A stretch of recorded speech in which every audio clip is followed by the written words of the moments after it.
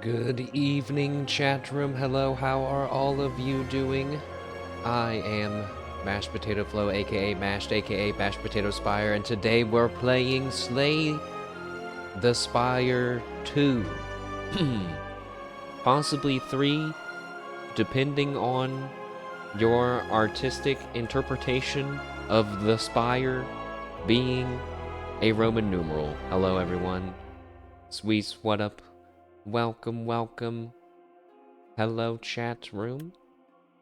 It's time to do a little slaying. This will be our first time playing Slay the Spire 2. How are all of you all? I missed you all this past weekend. I have just getting adjusted to the new life schedule and everything, and just ended up needing a bit of a rest. Then I got sick at work. That was a few days ago. Now I'm feeling better, and we're ready to do a little gaming. I have played Slay the Spire 1, but I did not play it. You feel me? You get what I'm saying? I played the original Slay the Spire for 11 hours. That's not enough time. That's not enough time to really become a master of the roguelike deck building. However, I would like to submit... Oh my god, never mind. I was gonna say, I'd like to submit for the jury's appreciation my Griftlands experience, which is the other roguelike deck building card battling game that I tout often, but I just checked my playtime on it and it's only 14 hours. I think that's only because it came to Steam later and I used to play it on the Epic Game Store, but I don't really remember. I thought about playing Griftlands instead, but I was like, you know, I know what chat wants to see. They want to see the new hot and spicy Slay the Spire 2, so I went ahead and got it. But maybe we'll play Griftlands one day, because I did play it the other day when I was watching Northern Lion play Slay the Spire 2, and I was like, dude, Griftlands is still pretty fun. But we can talk about that another day. Today, we will be slaying some spires, hopefully. Just give me 1 second. Actually, I'm going to go back to the intro because I want to click what this profile button does up at the top. Okay, just making sure it's not going to dox us, guys. You never know. Single player. It leaks your IP, and yeah, it leaks your IP and directly screenshots it and puts it on everyone's computer that has ever clicked on the stream. Or is going to. It's even omniscient enough to know that. I forget, someone, I think Kyla or someone else just did that the other day, and I was like, phew, I feel less paranoid. It puts a picture of my face on the screen. Oh, you poor bastards. Well, let's make sure we never click that button on stream. So something interesting that I looked up right before stream was the classes. There's 5 classes, as you can see. They're all locked except for the first one. But apparently, you don't actually have to, like, complete the campaign to... Oh, yeah, it says right here. Just play a single run with the character. So, I know the Ironclad is, like, the tutorial character, but I think what I'm gonna... No, I don't need tutorial. No tutorials. I got this. I got this. Chat can tutorialize me for anything else that we might need. And we are going to have to, because unfortunately, this is one of those games where every corner of the screen is occupied by something. So chat, you have to get nudged down a bit awkwardly. You hate this boss? Dude, that's bad news that we're already on a bad boss. It's okay, we probably won't make it to the boss. Because what I really want to do is just hurry up and die. Is there a give up button? Yes. I give up. Nice. Nice first run. Alright, cool. Great. That's cool, man. Sweet. In the timeline, reveal epochs to unlock cards, relics, and much more. Okay. I don't know what that means, game. Chapter 5. Meow. The reopening. Mother of Resurrection, Meow, awakened from her slumber. That's probably fine. Meow will now greet me at the start of each run. We have to play a few times to unlock all the relics. Okay, okay. Oh yeah, I just saw it. Oh yeah, no, that one was play Ironclad and it just unlocked. So news of the Spire's reopening has made its way to the Silent. She ferries the boat to the capital. We unlocked the second character! Yippee! The Silent sneaks past the gatewards with ease and enters the Spire once more.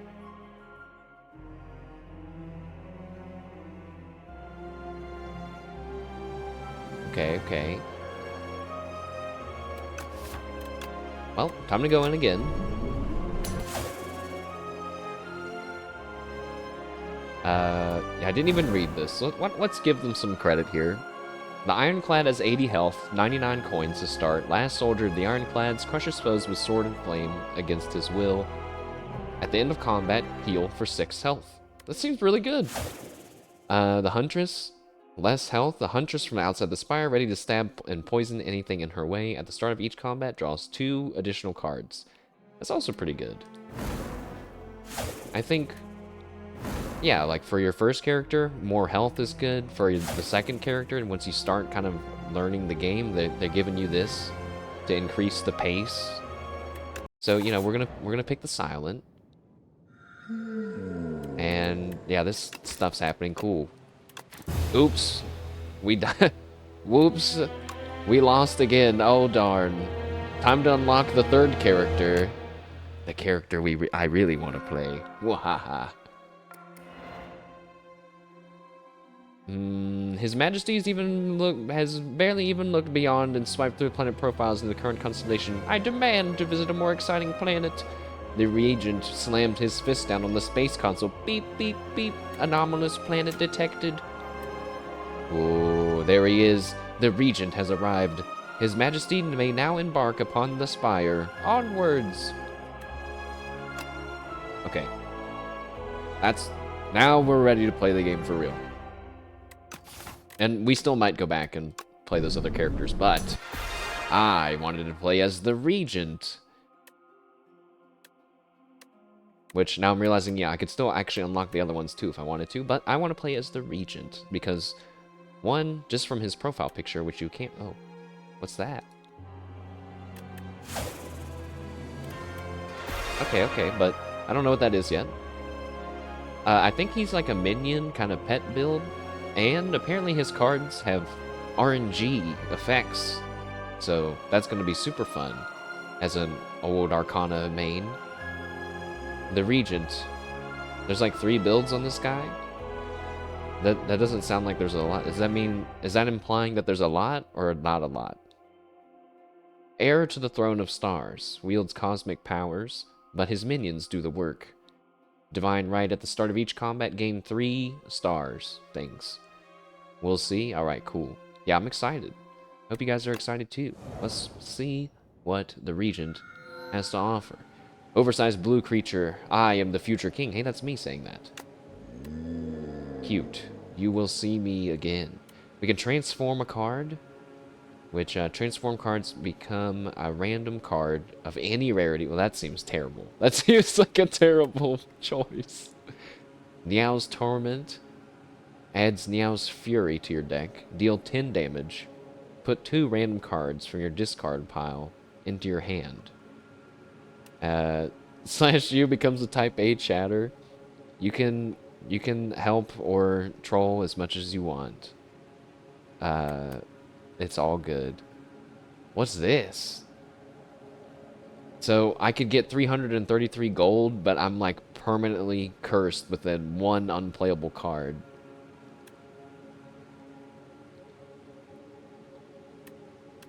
None of these seem like super like, oh my god. I think we'll just go with this one.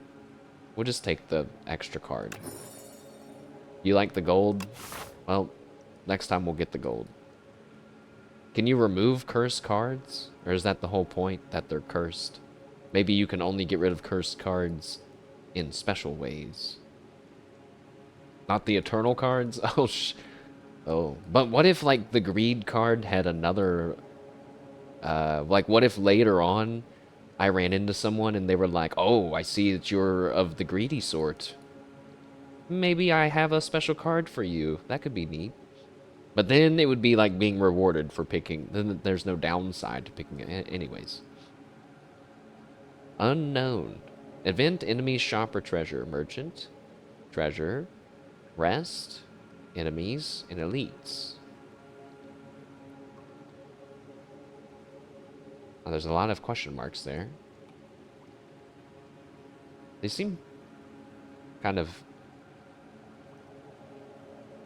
Yeah, I think we should just pick one. Let's just go this way. Battle start. Alright, our first turn. Oh boy, 4 defense cards. Great. That's great. Wait, this isn't... And this isn't even an attack card. Oh. Cool, cool. Okay, so something that's like... that I really like about Grifflins, and I promise this whole stream won't be a compare Slay the Spire to Grifflins, but in Grifflins, you have, like, to level up your cards, they all have their own individual experience bars, and you have to play a card so many times before you can level it up. And then also, there's only like so many turns in each battle that you can actually get experience for cards. Otherwise, you could stall and level up your whole deck if you did it right. So I just like that aspect of it, because then it's like, it actually kind of matters which defense card I would play, even though right now it doesn't matter. I'm just going to play this one, and I'm going to do this, because I don't know what that does. And I'm going to play another one, because it doesn't matter. So he debuffed me. He made me small! Shrink. Oh, you're a shrinker beetle. When Shrinker Beetle is alive, my attacks deal 30% less damage. Okay. Okay, so I'm already seeing... I see we have energy, and we just have a second currency to deal with, which is kind of an advanced thing, maybe, for your first run, but it's okay. Let's do Falling Star first. And then... put 2 random cards from your discard pile into my hand. Oh, so like maybe some of those defense cards. Let's do that. Yes. Now we do 1 defense, so he's not hurting us any, and 1 more damage attack. Done. Yeah, I've played a few card battling games before. I need to... Oh, 13? Calm down, Billy. What the fuck?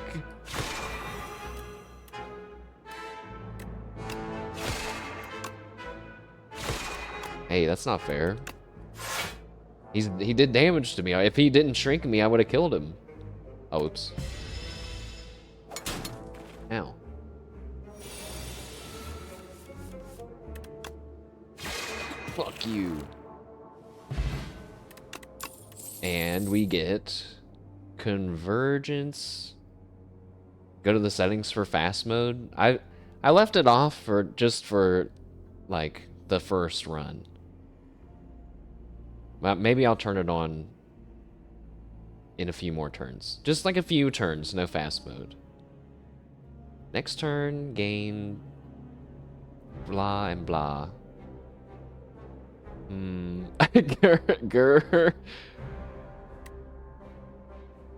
Gain 11 block. Does it turn off animations? I want to see some of the animations.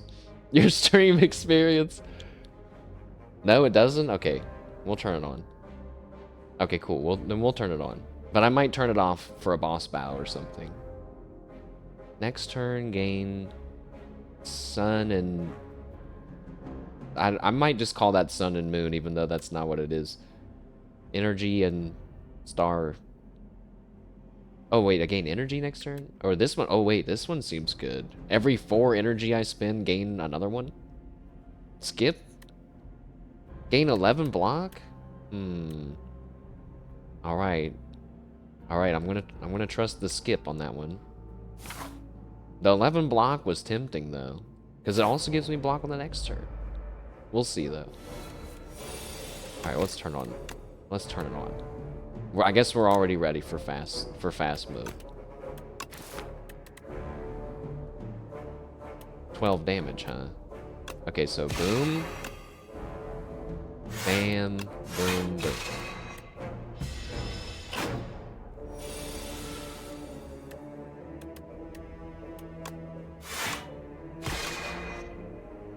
You know, I'm just gonna defend.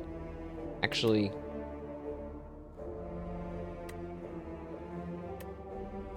Do I get a blue star like every turn, or... I don't think I do. Just must come when I use the card.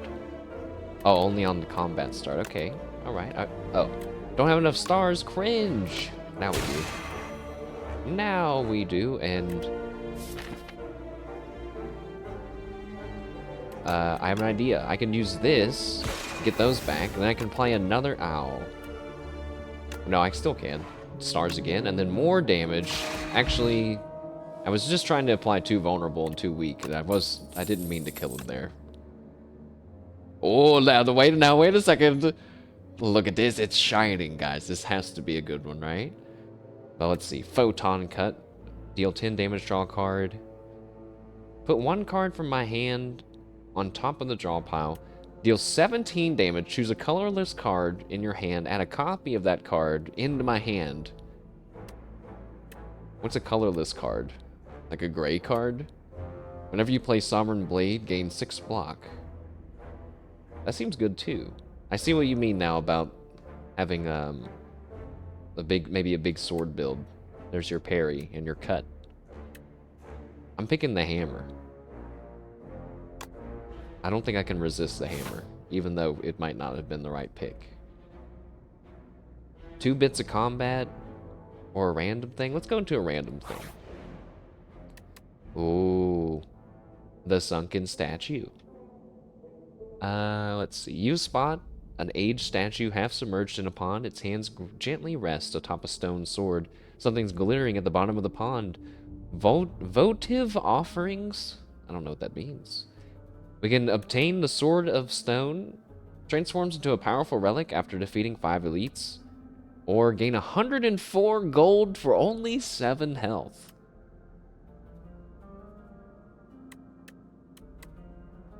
You know, I kind of want to pick the Sword of Stone, just so that way I can know for future reference if the Sword of Stone is ever worth getting.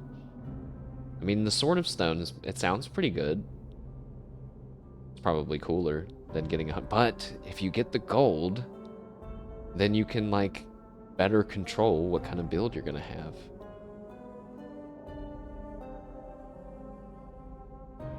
Five elites. How long is that actually going to take? There's 1, 2. Something tells me we're not going to make it to 5 elites. I'll take this. I'll take the sword. Give me the sword. It's fine. I sense an incredible dormant power within. Oh god, it's sticky slimes. Twig slimes. Oh, okay.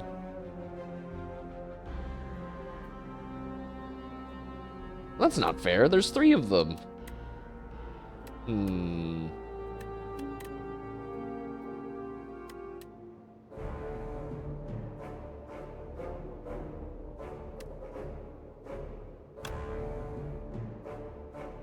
I guess this guy doesn't have that much health, though.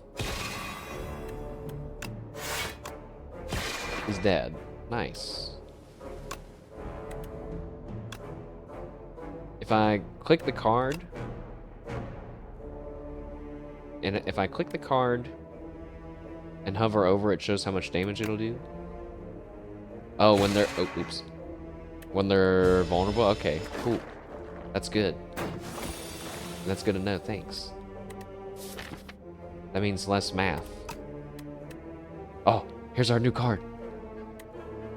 Add a colorless card. Wait, but... These cards all have colors, right? They're all orange. Is this a colorless card? Because it's gray? Can I have two neon? I'm just gonna do it.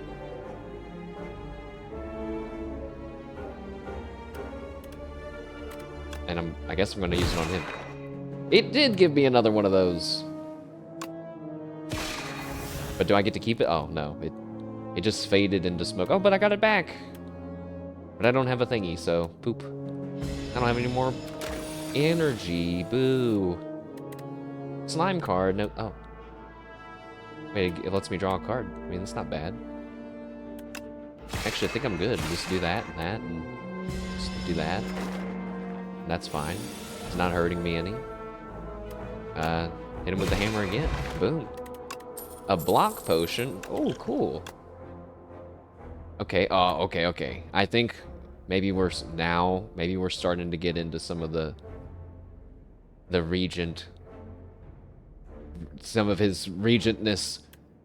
Deal 9 damage, add a debris into my hand. That seems terrible. Oh, but I guess it's free. So that's why that one might be good. Rot in War. The first time you forge each combat, add Sovereign Blade into your hand. Adds additional damage to Sovereign Blade. Does it mean I get 5 of them? I get 5 Sovereign Blades? Exhaust cards disappear for the rest of combat when used? Okay. And retain is when they stay in your hand after you've drawn them. Pretty sure. Oh, you get +1 damage for each forge?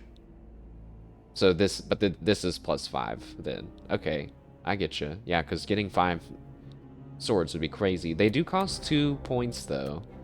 And then Glimmer, draw 3 cards, put 1 card from your hand to the top of your draw pile. Oh. That seems really good too. I'm gonna take this card. I feel like this one has good future potential. I'm gonna take it before anyone can tell me that's stupid. Shrinker Beetle. That's really good with another card. Nice.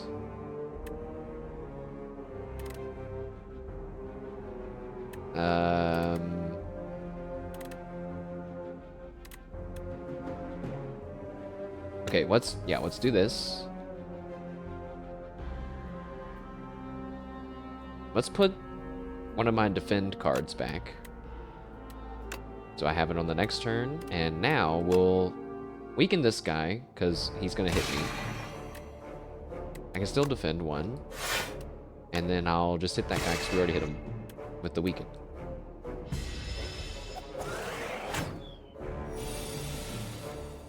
Okay. 7 damage coming in. We can... I guess I'm just gonna have to take some damage. I mean, when you rest, I don't know how much health you get back when you rest. So... Whoops.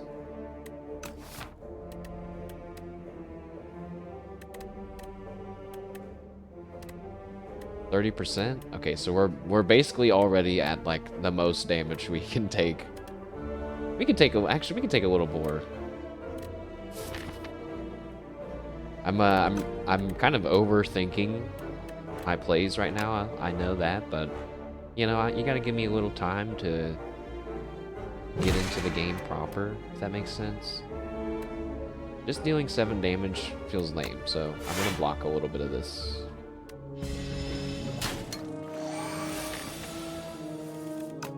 Okay, so one thing about that hammer is that it will exhaust the card, but I get to keep the copy if I don't use it. And actually, it's only exhausting it because that's what happens on the card. So eventually, if we got a different colorless card, like we could pick it, and it wouldn't do that, which is cool. Oh shit. Hey, that's a lot of damage coming my way suddenly. What's that? Strength. Increases attack damage by 7.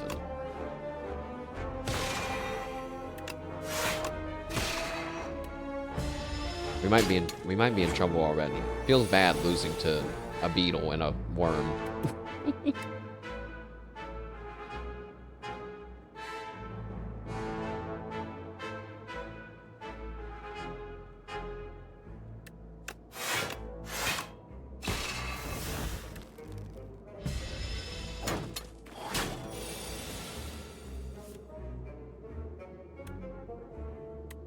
There's nothing I can do about the beetle making me weaker. It's made this so much harder. Oh, I have my block potion. Maybe I can kill him this turn. 1, 4. Yeah. So this, and then that, and then this. That guy's dead. And then that. Guys, I'm gonna freaking die. No. We just started.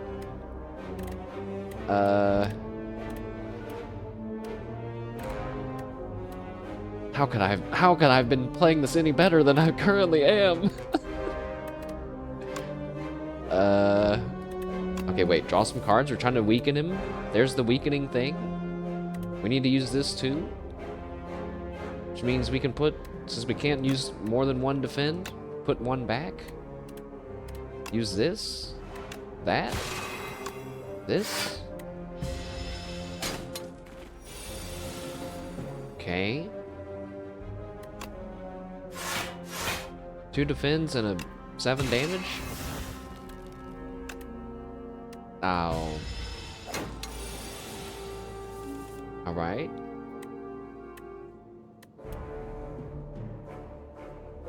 And what happens if I don't have a colorless card in my hand? Nothing. I see. I see. Oh my god, no. Please, I don't want to lose to a beetle.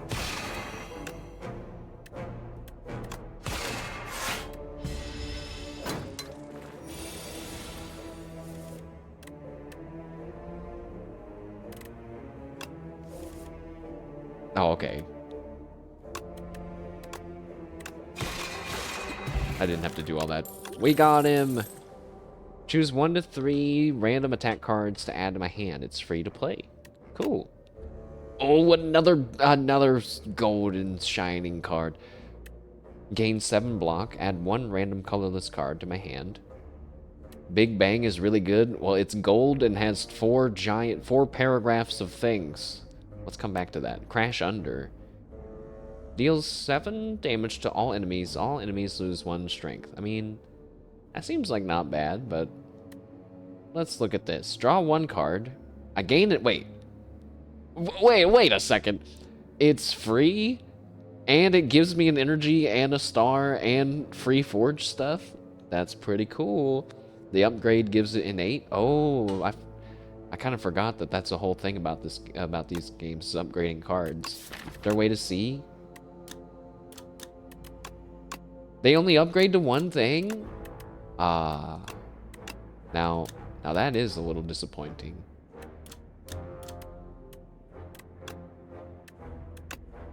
I guess it's easier to balance the game that way, but in Griftlands, you get to choose between 2 ways your cards can upgrade. You had a Giga Sword run yesterday? Oh, so you like playing... Who do you like to play as, Swees and the rest of chat? I have a feeling that Regent will be our guy, but you never know. My cat's here. Hello. Meow. Oh, sorry, I bumped you on the nose. Sorry. The next guy we unlock is fun too. Well, we'll probably try out at least 1 other character, like a few runs. So what's up with these nibbits? I'm gonna die. Hit that guy. He's gonna hit me. Block. Not taking any damage this turn. Play this, get those cards back. But I keep wanting to like combo this 0 energy card, and I keep forgetting you need stars for it. Wait, I know what to do. Draw those, put this back. And then okay, maybe that wasn't the best plan actually. Because now I drew the card to get stars, now I don't have the Big Bang card. Boom. Ooh. My Sovereign Blade, my first Sovereign Blade. It deals 15 damage. Nice. Weaken that guy. I mean, I can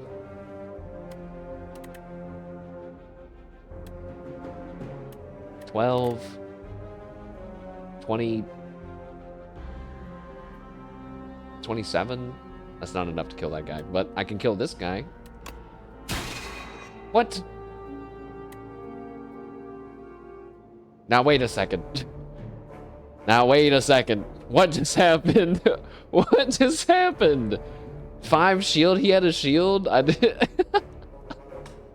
I was like, bro.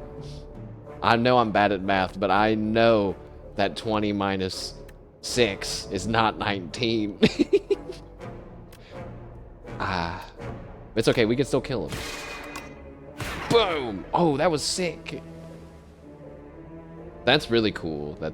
That like, I don't know what you call these. There's like special animations for some of your cards and attacks and stuff. That's really sick.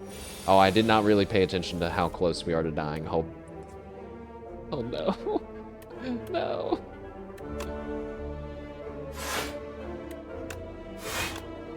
I got this.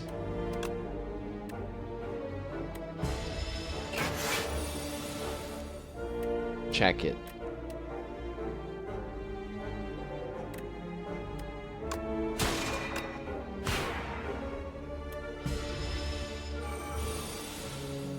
$16. Aw, shit. It's do or die time. It's do. Oh no. Oh no. Oh. Whew. No problem. Deal 3 damage to all enemies for each star granted this turn. Oh, that's cool. Choose 1 to 3 random colorless cards to add to your hand. I think I'm gonna go for this one. Actually, it might be good to have some more forge cards.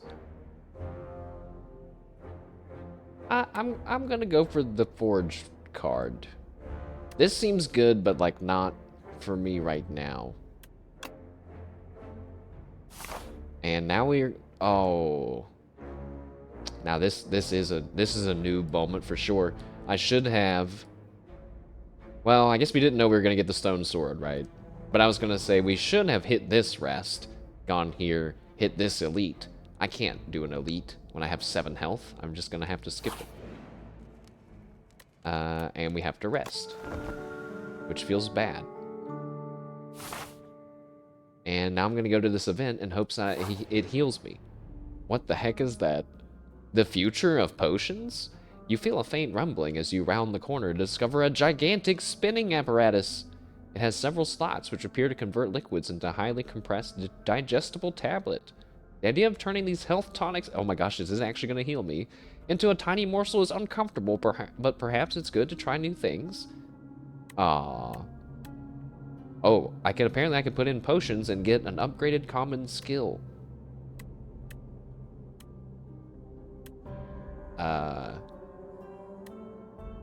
You know, I'm gonna keep the block potion. I get Know Thy Place. It's a free card. Weak and invulnerable. I mean, that seems pretty good. Glitter Stream, it costs 2. It gives me 13 block and then 6 on the next turn. Cosmic Indifference, gain 9 block. Put a card from your discard pile on top of your draw pile. Now that comboed with the other card where we can draw 3 cards, like, can have some pretty good deck control. And it comes with some block.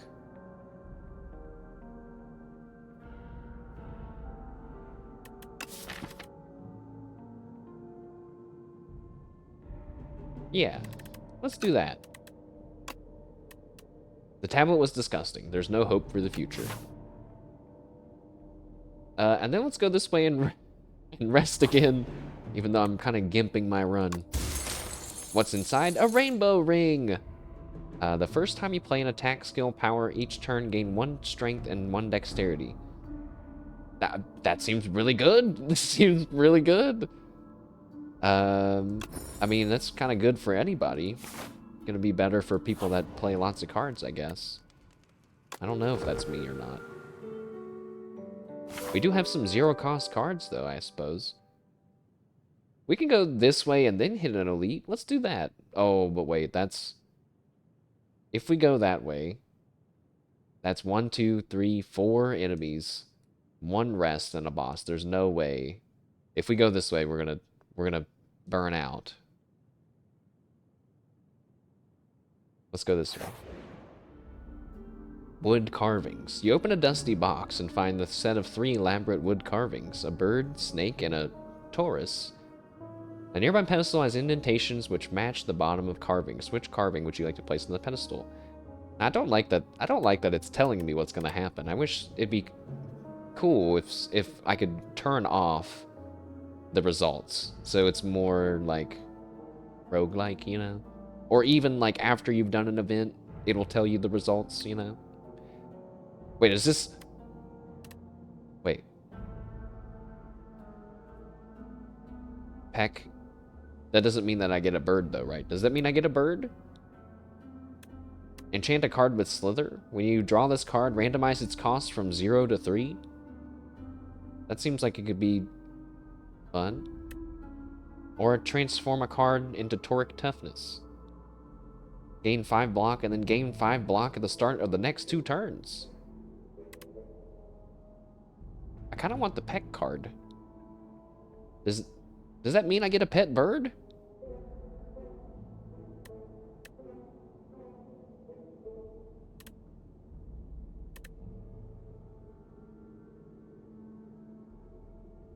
Look, if I get a pet bird, I'm going to pick the bird card. But if not, I think I would want the Toric Toughness.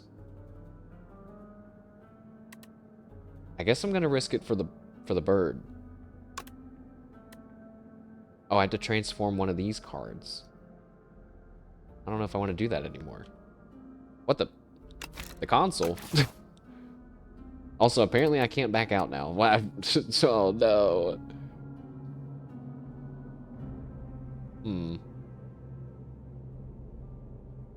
That's weird that you can't back out now. Well, I guess I'll get rid of one of my strikes then. Oh, now can I back? Oh. Okay. Well, it better turn into a freaking bird. You place the bird carving on your pedestal and the statue's eyes light up, and you hear a faint ringing within your mind. Caw, caw, caw. The pedestal opens and a strange fluid begins to pour out. Naturally, you drink it all. I better see a bird. You son of a bitch! My bird. Okay, alright. Don't get to... No time for being distracted by the fact I didn't actually get a bird. Weaken that guy, so he's gonna hurt me less.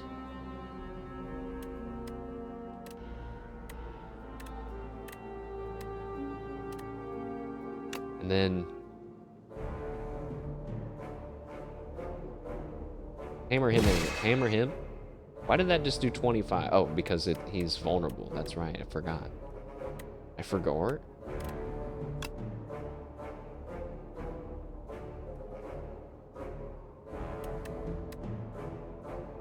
Actually block.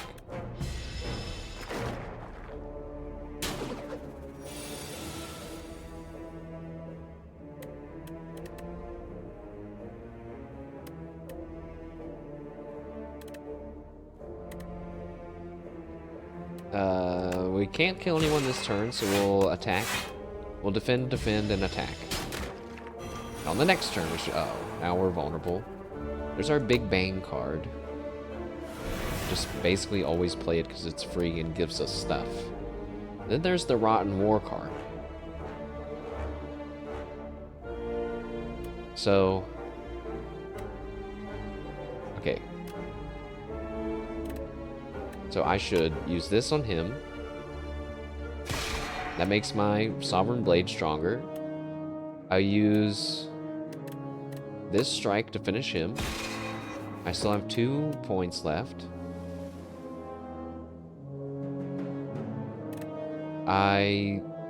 Fuck!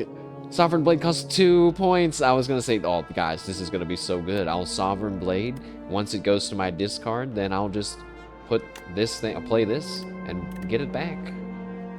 But no, I can't do that. Well, we're gonna have to take 16 points of damage, and that feels really bad.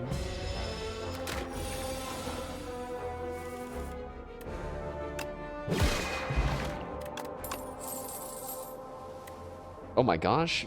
Hidden cache, gain a star, and then on the next turn gain 3 stars. Gain 7 block and a star. Or if you play 5 or more cards in a turn, draw 1 card at the start of your next turn. That seems like advanced gaming.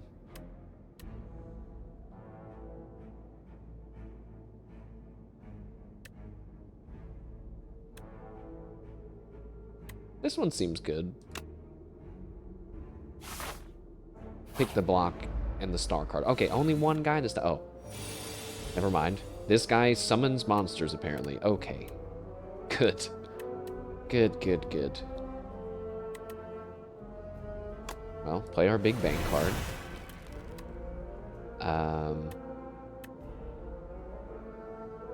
Okay, now wait a second.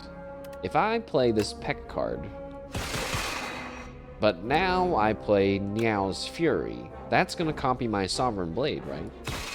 No, it can't. What? But my Sovereign Blade is also colorless, is it not? It pulled the Peck card out of my discard. That's not what I wanted to have happen. Wait, I think that might have been my fault.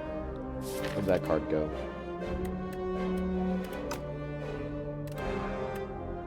Yeah, what I should have done was use the Sovereign Blade and then use that card. Then it would have worked how I wanted. Oops. Stab it. Oh, it's... What is that? And then my question was answered. Apparently it's an eye with teeth. It's gonna give me 3 status cards. When it dies, it revives at full health. But it only has 6 health points.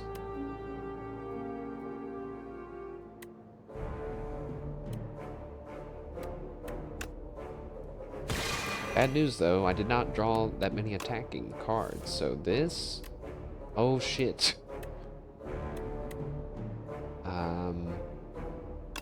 Put that back.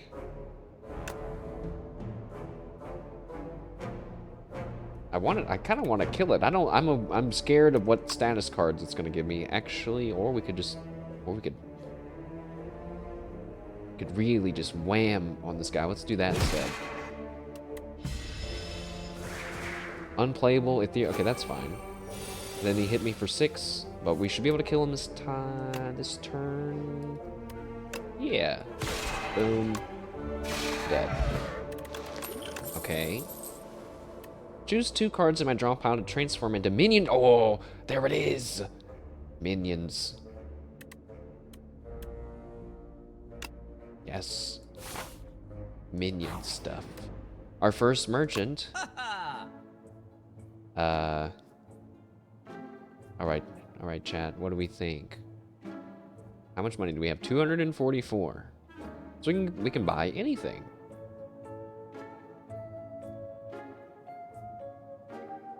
We've seen that card before. Deal 8 damage. Get the +1 shield. Why are you laughing?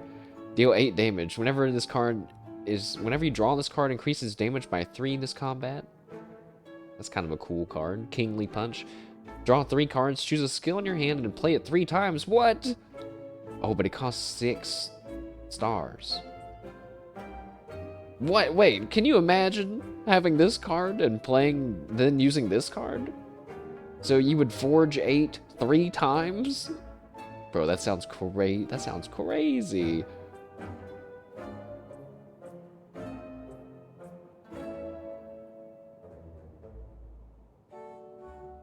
Mayhem is good. Okay. Whenever you play Sovereign Blade, gain 6 block. Upgrade is only 1 energy. Oh, to use it. Thrumming Hatchet. Deal 11 damage at the start of your next turn. Return this to your hand. This seems like an item card that anyone can use. At the start of your turn, play the top card of your draw pile. That does sound like it could get pretty crazy.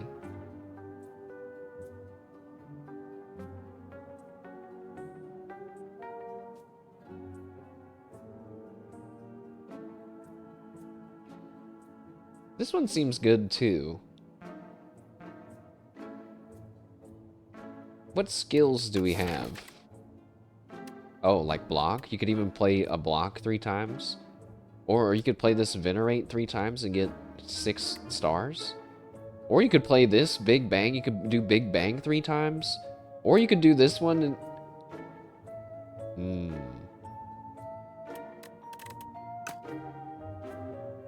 Do I have enough for both?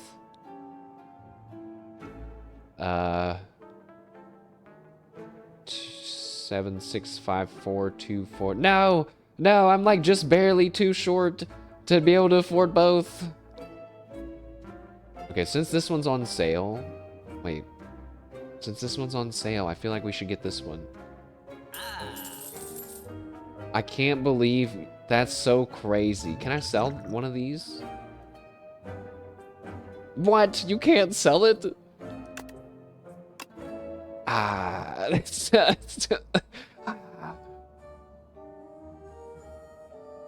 tragic. Okay, it's fine, because that means something good's gonna be... Oh, and you also can't heal. There's nowhere to buy a heal. We're dead anyway. Why did we think about that so intensely when we're gonna go to this boss and die? Here we go. Alright. Phantom. Aggressive. He's gonna attack. And he's slippery. The next 9 times Phantom loses HP, it only loses 1 instead. Alright. So I'm so screwed because I don't have anything that hits more than once.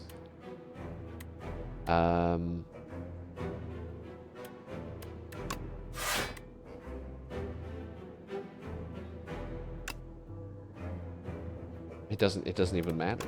Actually, we should use the strikes because it's going to get rid of his slipperiness faster.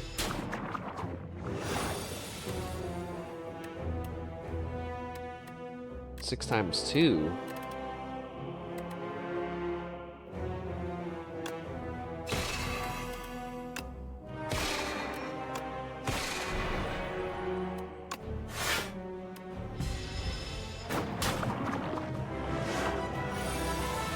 What is that?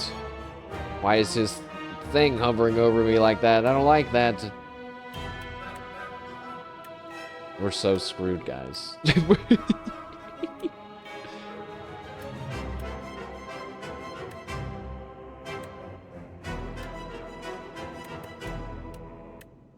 Hmm. 27 damage coming our way.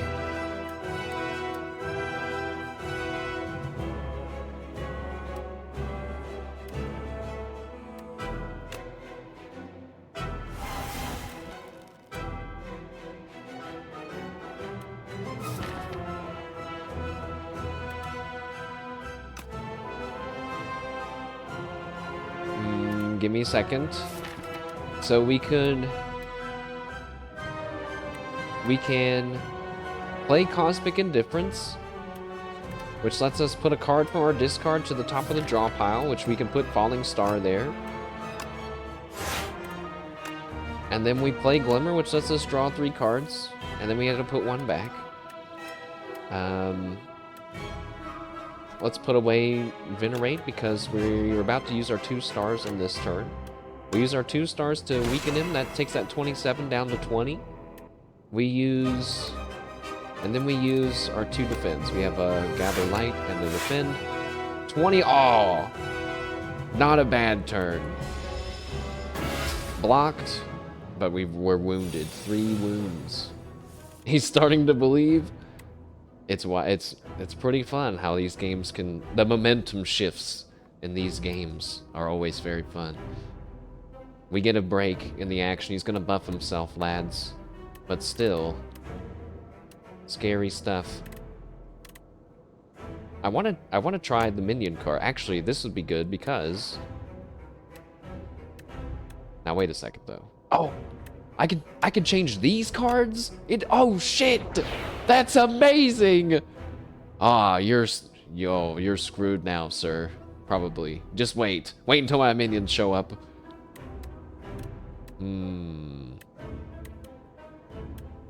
Well, we should do this. And then... Oh. Okay, do this. Oh! If I would have been paying attention, I could have done charge twice. Technically, I would have had to get rid of one of my cards, but it still would have been worth it because they're free to play. And he has that slippery thing, which is super annoying. 9 damage coming our way, unless we do this. Now it's down to 6. I can handle being hit once. I'm cool with that. Defend. I'm gonna leave the minion strike alone. Actually, no, don't. Yeah, I almost messed that up. We should...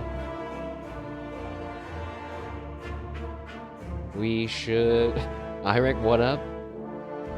We're slaying the Spire 2-ing. This is the first run, even though I'm on the 3rd character you unlock. Because I just went in and gave up on the other 2 right away. Oops, sorry, I hit my mic. First boss fight. And at first I had 0 hope. I have maybe 1% hope. So we could hit minion strike, get rid of the slippery. Then we then we don't have enough action points to play. Actually, wait. Do I have to do it like that?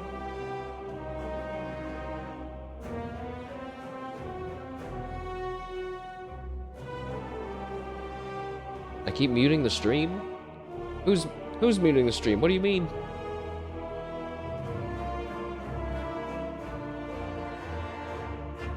Minion strike.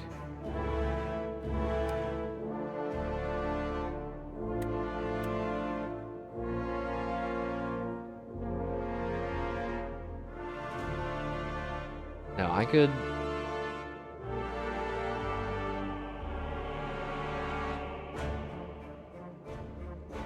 I don't think I need to use this Glimmer right now. So I could just minion strike to get rid of the slippery. Oh. Oh. Wait, I don't have enough stars for that. And then we just Sovereign Blade, right? I mean, if I drew any of these cards, I guess technically I could draw this minion strike, and I could deal a little bit more damage to him. Remember my potions? Okay, will do. I didn't notice he was about to attack me this turn. Should we use the block potion right now? Wait, maybe I should use Glimmer then, because I might be able to block some of this. Wait, did I mess it up then?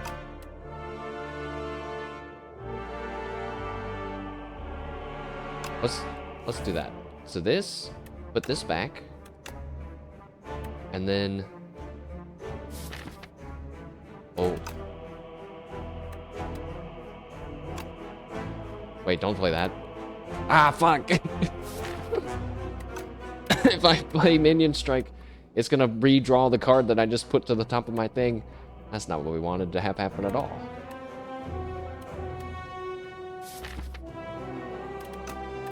Alright, play this one. And then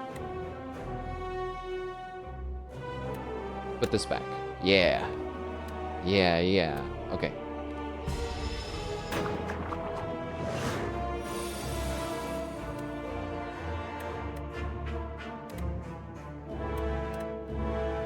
Okay, now he's doing 16 damage to me. I have no blocks.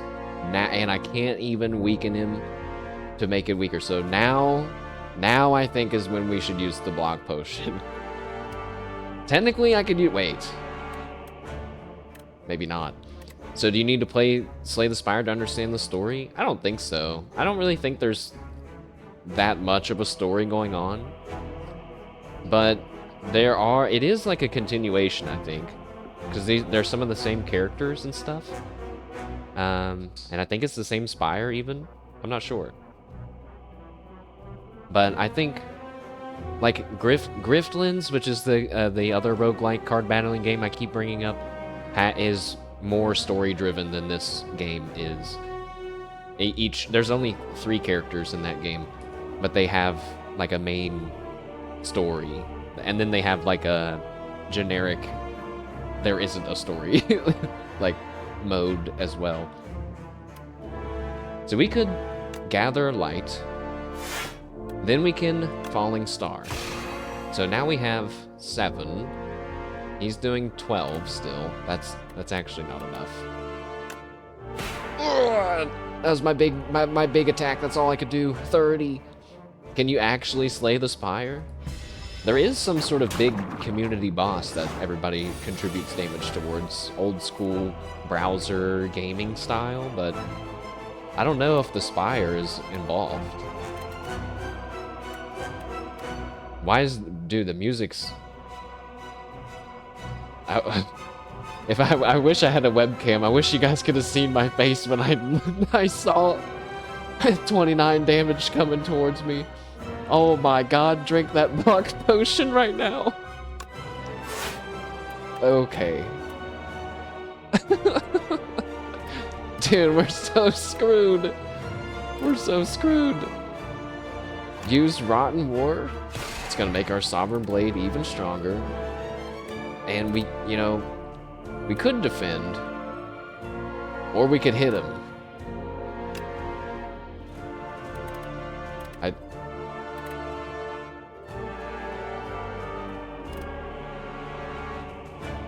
I mean, honestly, I don't know which is the right call. If I had more defense cards, I probably would defend, but I'm just gonna hit him.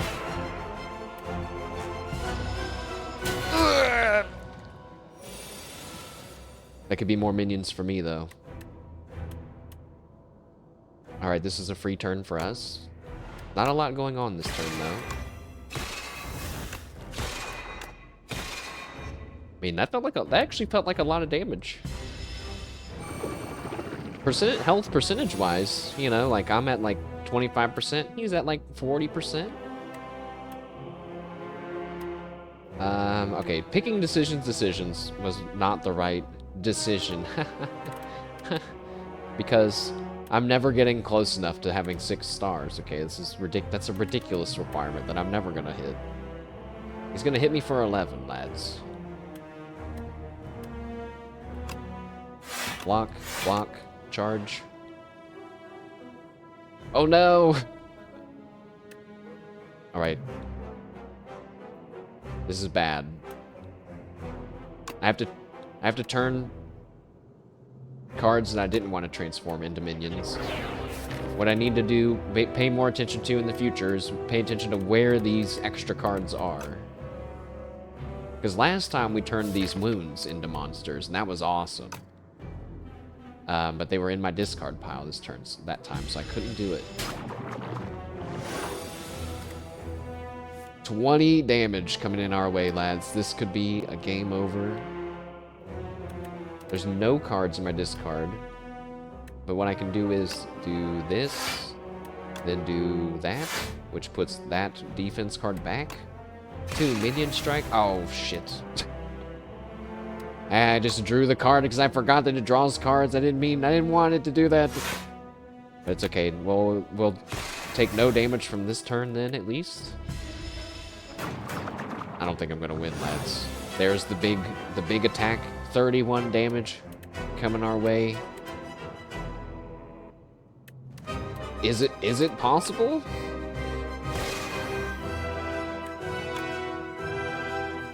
Oh my god. I won. I won using the Peck card. Sovereign Blade, weakened damage, 37 damage. Peck.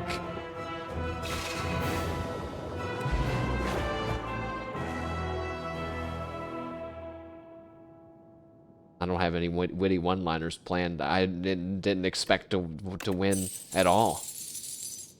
Gambler's Brew. Discard any number of cards, then draw that many. Seems like a pretty good potion. And then we get to add... What the heck? Oh, 5 energy.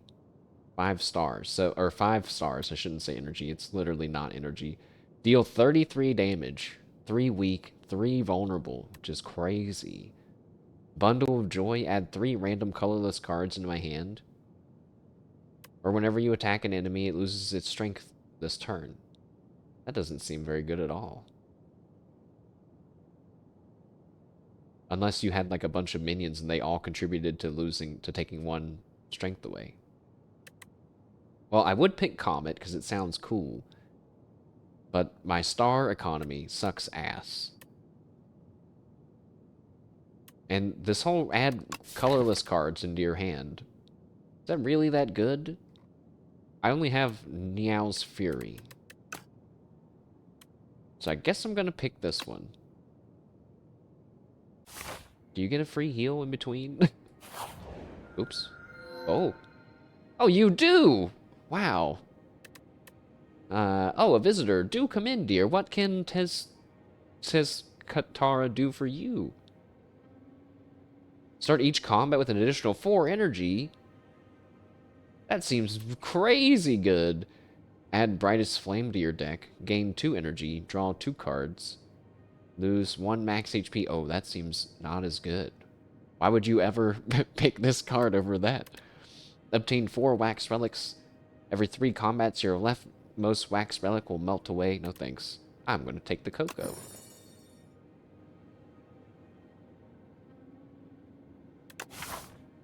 Game's kind of quiet most of the time, I'm realizing.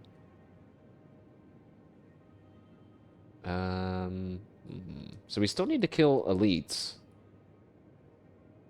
for our stone sword. 1, 2, 3.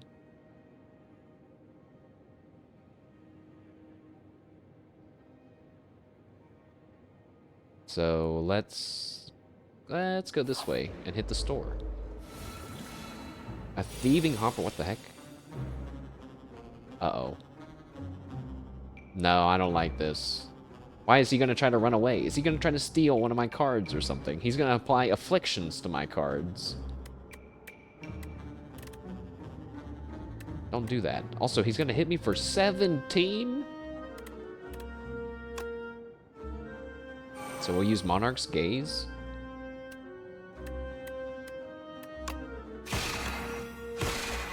And I've weakened him slightly, but like not nearly enough.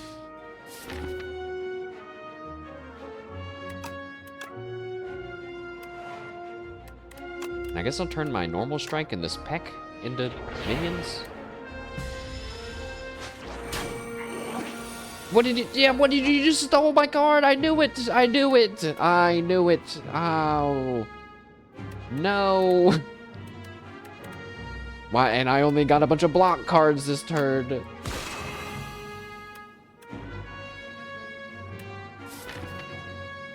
Yoink my card now.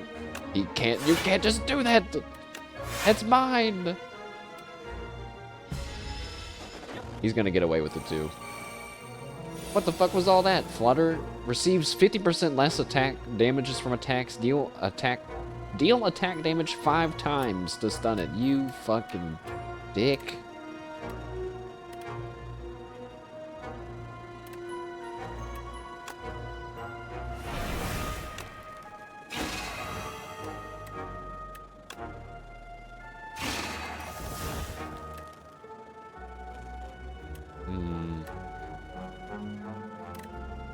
I need my other minion card.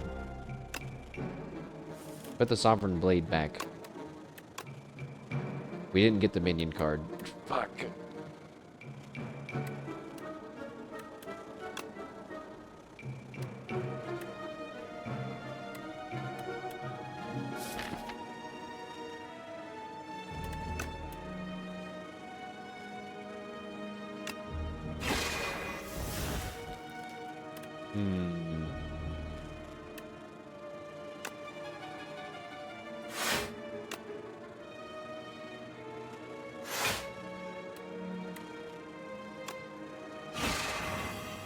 Now he's weak and vulnerable for 2 turns.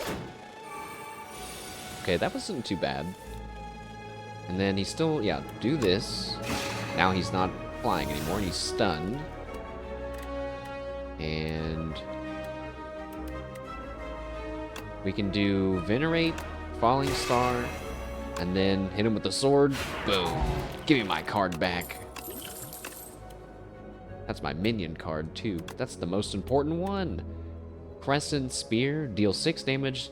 Deal 2 additional damage for all cards that have a star cost. What? That seems really good. I think I'm going to take that. Even though the drawing 6 cards card also seems really good. Guys, I have a feeling I'm going to play as this character a lot.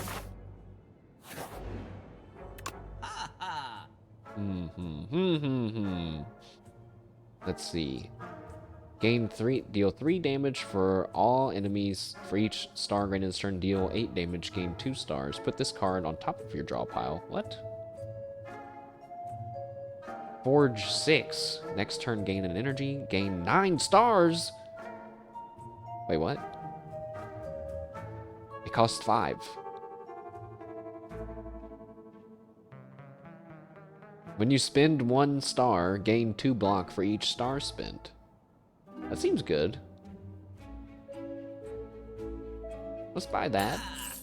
And this one. Although, I'm starting to think I have too many cards in my deck.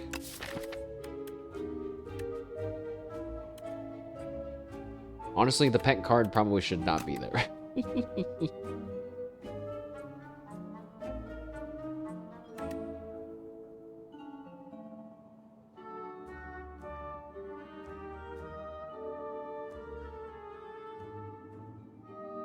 Wait, this card is just a card that deals 11 damage to all enemies and is just free. And it's just there. You can just use it all the time. A random card in your draw pile gains replay 2.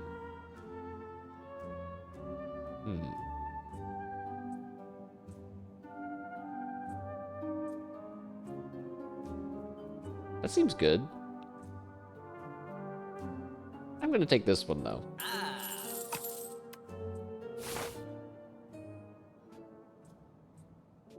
Let's go to the event so I have energy to fight the elite. Room full of cheese. This room is full of cheese. You look around to see if there are any traps above you. And see if there are any traps, and above you is more cheese. The candles in this room appear to be made of cheese. The furniture is also cheese. Suddenly the door behind you slams shut. It is made of cheese. Gorge, choose 2 of 8 random common cards to add to your deck. Or search. Lose 14 health, but obtain the chosen cheese. At the end of combat, gain 1 max HP. I mean, it has to be this. It has to be the chosen cheese. I feel like it has to be that. You scrounge for hours and hours. Time slips by as your mind travels to strange places from the sheer presence of all this cheese, and you fade into a stupor. You snap awake and realize you're holding something. The chosen cheese. Yeah, see, that would have been more fun if I didn't know what was going to happen. If it was like, would you like to eat all the cheese, or would you like to look around for some special cheese?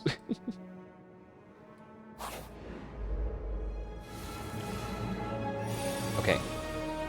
What's that? If Bulbug Rock's attacks are fully blocked, it becomes stunned. Interesting.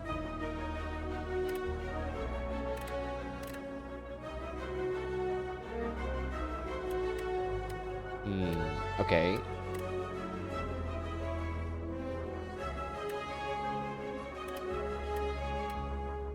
No, I thought I might have a pretty good combo here, but I don't. Or I could, if I draw a good card.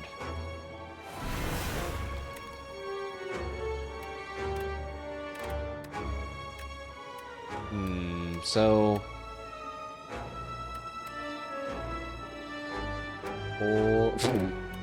Uh-oh. We're back to the...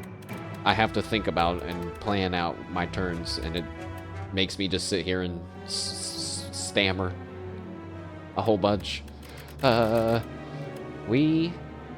there's a lot of damage coming our way. We need to block some of it. we have Child of the Stars. When you spend a star, you get 2 block for each one you spend. We have this one, which deals more damage the more star cost we have, which doesn't help with Child of the Stars. And then we have this, gain 7 block when you gain 1 star. That also doesn't help with Crescent Spear, and doesn't help with Child of the Stars either.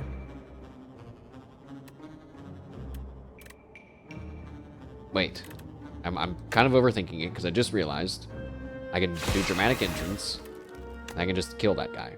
Like, he's just dead.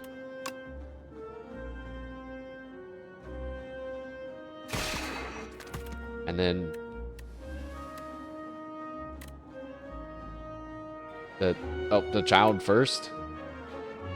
You mean the babier one? The weaker one? Was it a baby Bullbug? That's so sad.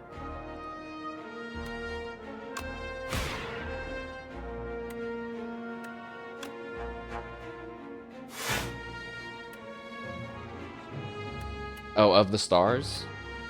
Whenever you spend stars, I don't think, did we spend some last time? Oh, we did. Technically, we did. So we could have had 2 more block. Oops.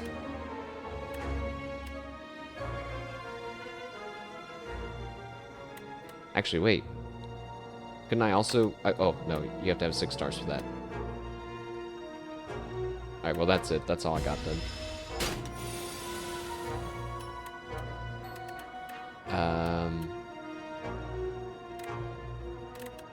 This guy is just doing a lot of damage to me. 15.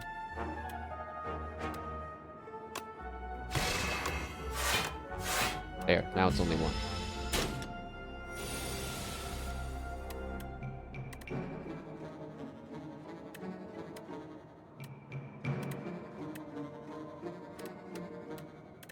Ah, fuck. I can't kill him.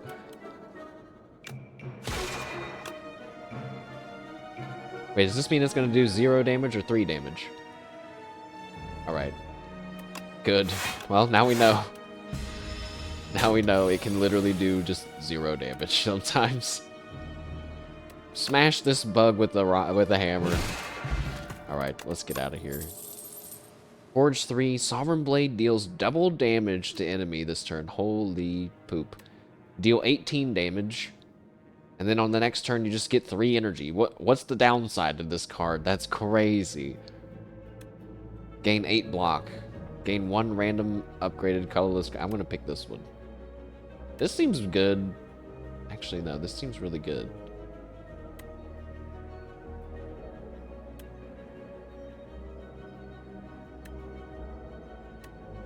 Actually, I'm going to pick this one.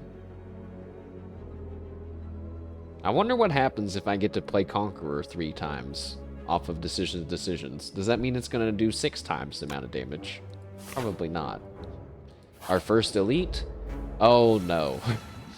Oh, no. I think this was a bad one to have gotten. I think I'm dead. No. Balding permission. You permission denied. This is a hard one. Yeah, I'm not sure how confident I'm feeling, seeing that we already have 18 24 damage coming my way on turn 1.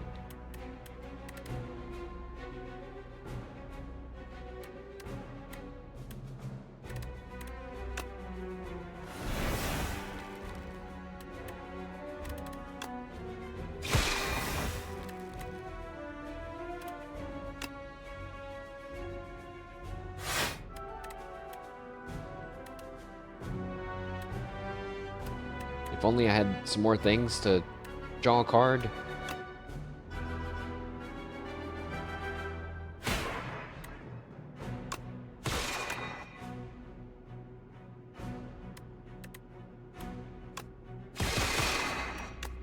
Oh, I didn't even get to use all my energy.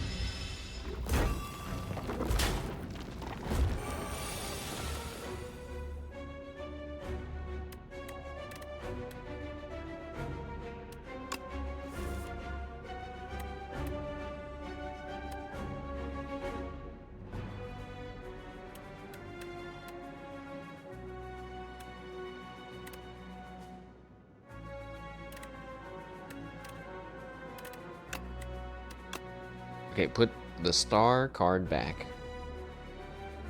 What do we have in my discard? Put 2 random cards in there. I mean, it could be my Sovereign Blade, which could be nice. Deal 9 damage, 9 block.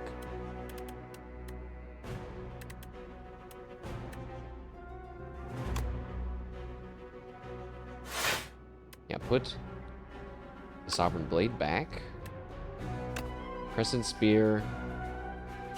Onto that one, maybe?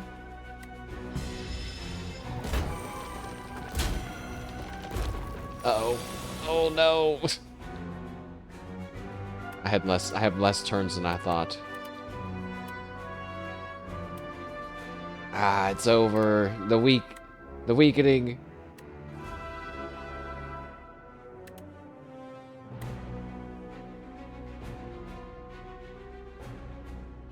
Thoughts on what? What is the thoughts on the? Oh, you want thoughts on the Wang Shi Zi Ning Bu Hu Wei Hamichi Mambo AI cover full version?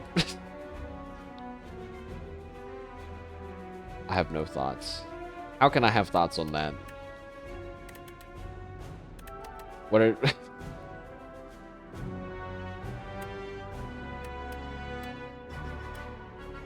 What are your thoughts? Let's listen to it.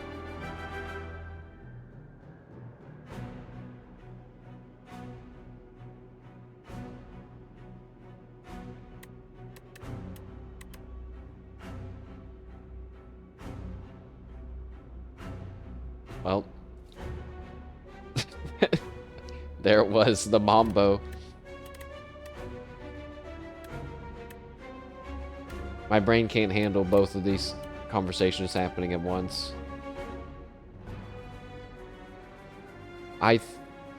No, I'm gonna lose because let's say even if I killed both of these two that I've already weakened, this one's gonna hit me for 10 and I'm dead. No.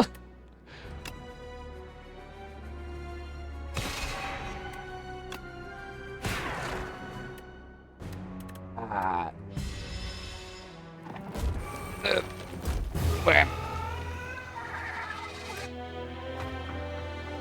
No! I'm so sad that I didn't really get to have fun with the hot cocoa. I feel like the very hot cocoa is very good. What did we get, guys? Did we unlock something? Chapter 1, Prion. A void of nothingness. Blah, blah, blah, blah, blah. But then the world came into existence. It churned about and molded itself into that which tells stories. Along this journey lay a planet named Prion. They say a great story about a spire took place there. And now some new cards can appear.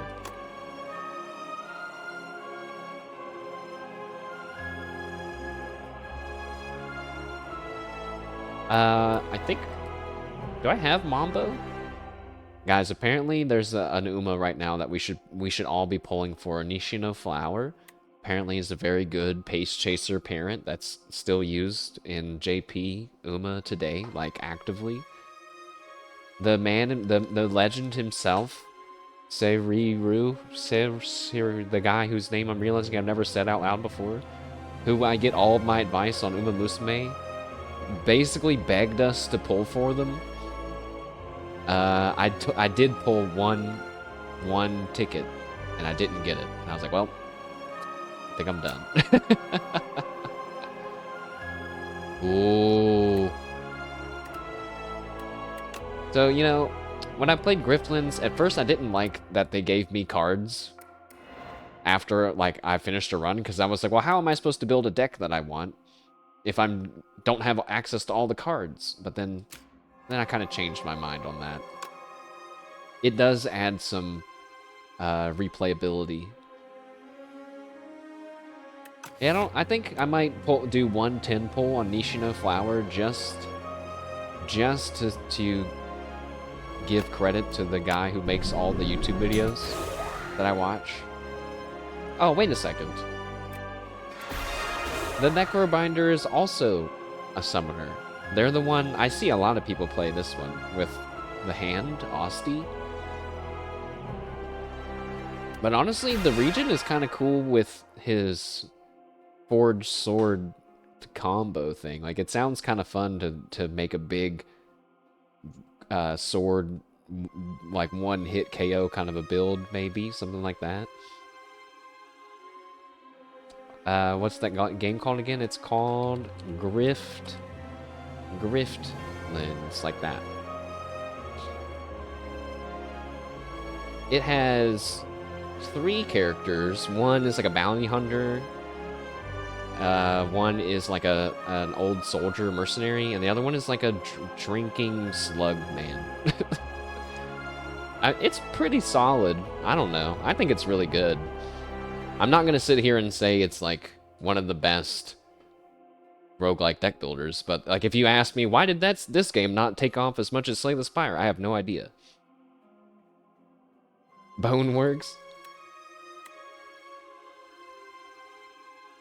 I don't know if I can even rep it that much.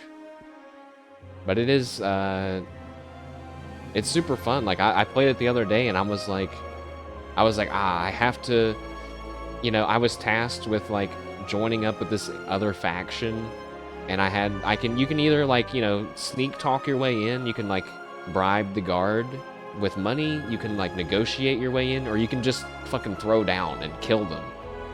And, I had just did a bunch of negotiating in the last mission, so my mental resolve, basically your health, was too low to negotiate, so I just had to start fighting people all the time.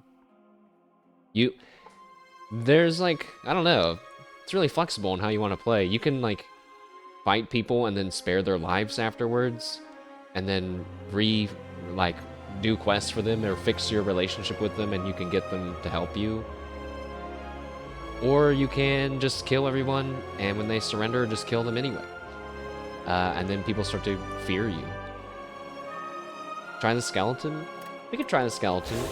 Let's try the skeleton, and then then we'll see what the last person is. But then we'll know if I want to try another run with the Regent or with the skeleton.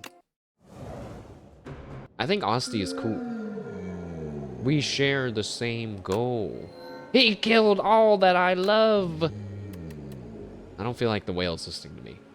Obtain a random rare card? No. Remove 1 card from your deck? That seems even worse. Obtain 2 random relics, add additional strike and defend. Now that has to be it, right? It's a gotcha. Come on, relics. Oh, wait, we already got them. It seems that I've gotten a rock and some sort of board game tile drill butt plug. Now let's see what they really are. Okay, one of them really is a rock. An oddly smooth stone. Start each combat with 1 dexterity. Dexterity improves block gained from cards. Okay, that's like a perfectly fine starting one, but what's this? A stone cracker.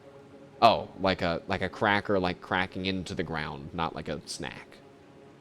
At the start of boss combats, upgrade 3 random cards in your draw pile for the rest of combat? Could be fun.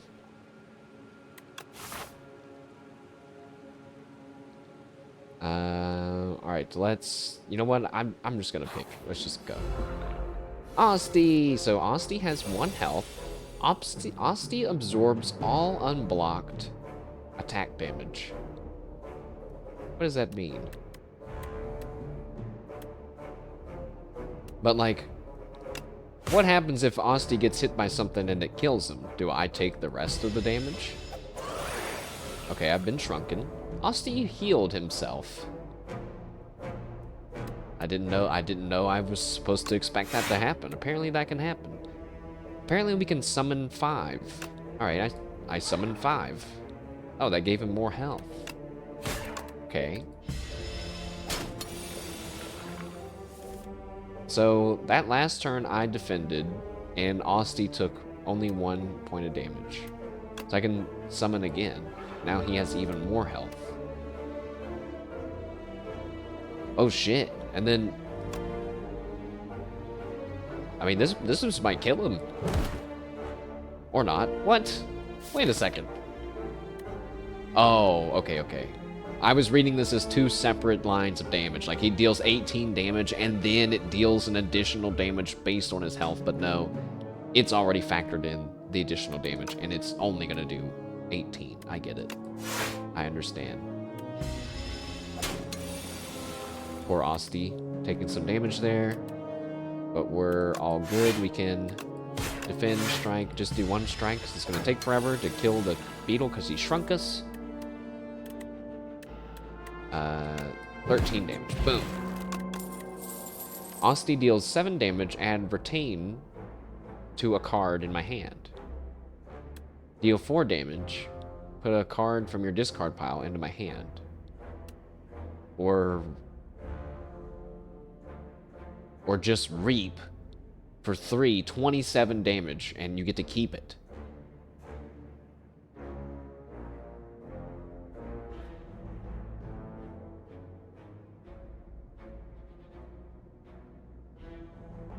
I'm gonna pick Snap. No sense in going to the merchant yet, I don't think. So we found a book for dummies. Self-help book. On the floor lies a tome. Top 3 ways to conquer the Spire. The book is encrusted with blood, so you find this manuscript highly suspicious. Will you read it? Choose an attack to enchant with Sharp 2. Choose a skill to enchant with Nimble 2.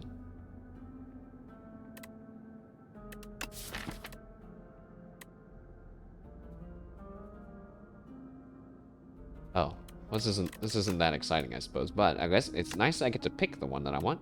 And we should probably pick the one that scales. So let's pick Unleash. It's gonna do slightly more damage now. You flip over the book and read the summary. Critics and cultists agree that sharp and pointy weapons are the best way to inflict damage. There's a price sticker on the back of the book, crossed out and marked with a greatly reduced price. Boo, Ice Boo, what's up? Welcome, welcome. We're slaying the Spire right now. It's my first time. And this is our 2nd run. We're trying out the Boner character. Let's see. Let's go ahead and have Osti do the damage. And I will retain this defend, even though that's kind of not the best retain. But now I'll be able to defend myself on this turn. Boom. Gonna keep the one that I didn't use. Increase his health and then attack. Heh, funny. Yeah, I'm getting pretty good at this. Pretty good at this streaming thing. Basically, I'm ready to go pro. Add retain to my Unleash card, because why not? And then do it. And then do that. I didn't need to retain it at all. Summon 5, because it's fun, and then kill him. Negative Pulse. Gain 5 block, apply 7 Doom. Oh, cool. At the end of this turn, if it has as much Doom as health, it dies. Whenever you does Doom decrease over time? It's late and you're easily entertained when tired. Listen, it's good that you're here and easily entertained. That makes it easier for me. In fact, I wish everyone was like that. Why can't you all be easy to entertain? / me jingles keys in front of you. Doom doesn't deteriorate over time. That's cool. A Doom build seems fun. Hey, there's another Snap card. Whenever you play a card that costs 2 or more energy, gain 3 block. Now, I don't know about that.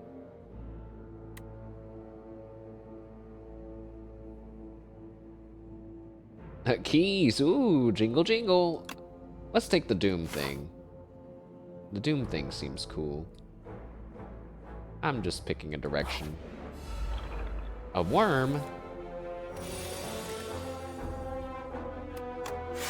These beginning fights seem so easy now.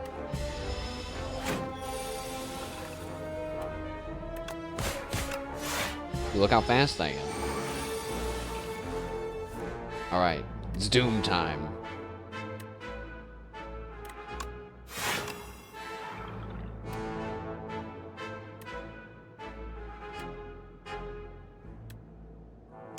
You know what? I'm gonna block.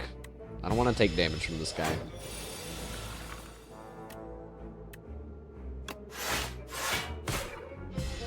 Trying to take no damage.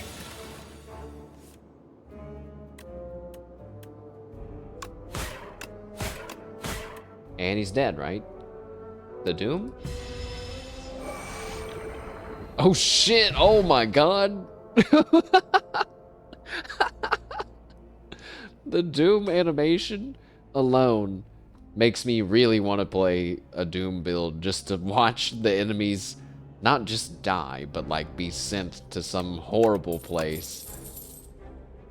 There's Reap again. Asti deals 12 damage. This card costs 0 if Asti has attacked this turn. Oh, wait a second! Oh my god! Apply 21 Doom and 1 week to all enemies? It only costs 2.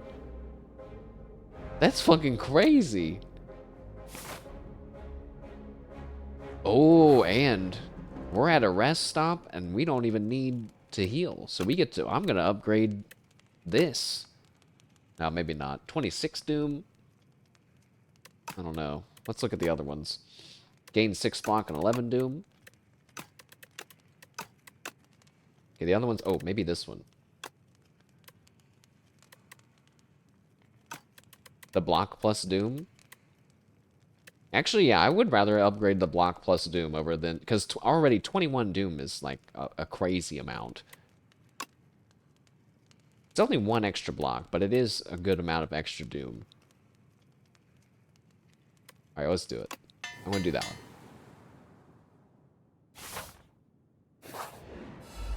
Oh shit. Assassin Raider, Crossbow Raider, and an Axe Raider.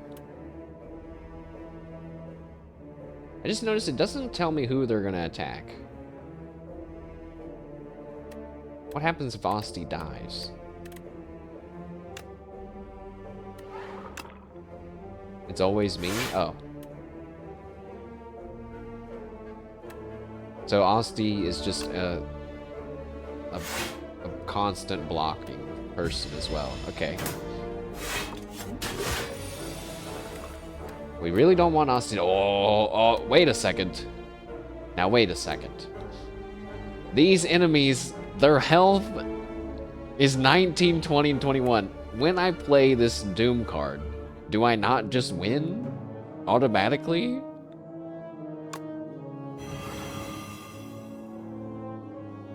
After their turn? Oh, shit. That's crazy. I should have played the other one. It would have given me 1 extra block.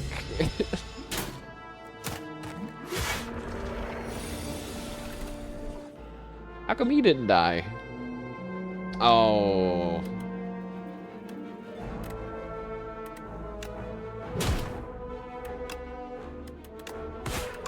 Alright, slight misplay. A costly misplay. I'm at half health now. Damn. 13 block. Reduce this cost by energy whenever anyone dies. Asti deals 3 damage. If this is the first time this card has been played this turn. Ethereal.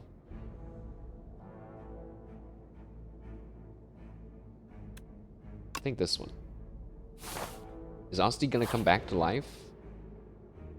You defeat a pair of guardian kin and make your way to a protected vault. Oh, good thing I didn't actually have to do that. Inside that is a tablet with familiar inscriptions. Your intuition tells you that this is a language can be deciphered rather easily. However, once you begin deciphering, you'll be locked in. The tablet gives off a soothing energy and can smash to receive its healing energies instead. I'm gonna take the heal.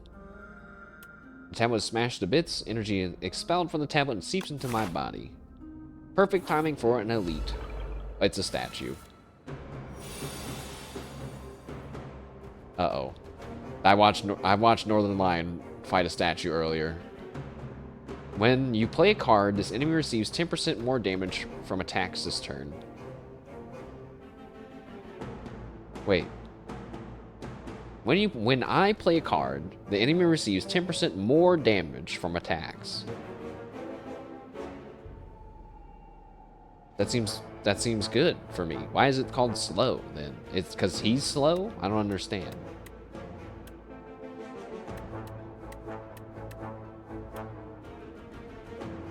Am I going on the NL cruise? Did you guys see? Maybe they haven't announced yet. I'm gonna be one of the elite special streamers that you can hang out with on the cruise. Let's go. Yeah, I was so excited that NL invited me, even though I was like, NL, you know about me? And he's like, yeah, man, I watch your streams all the time. Of course, I can never admit it out loud publicly, and I can never chat in your stream. You understand, right? And I said, yeah, I understand, NL. I get it. And he's like, yeah, but you can still come to the cruise. Just don't look at me, and don't hang out with me, and don't talk to my wife. There were a lot of rules. There were way more rules than that. So yeah, I'll be there. You guys better show up.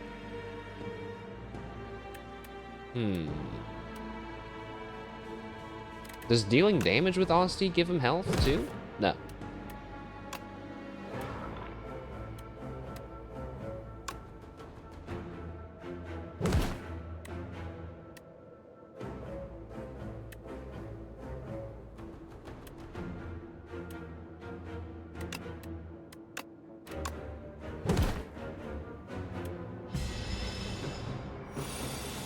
Uh-oh. The statue says your journey ends here. Don't say that, bro. That's fucked up. Shall we begin? Oh shit. Stop. That's not enough doom.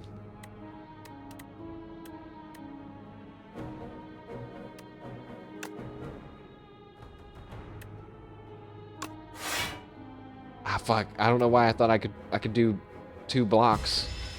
Blocks. Oh shit! Jesus Christ! Alright, no more blocking then.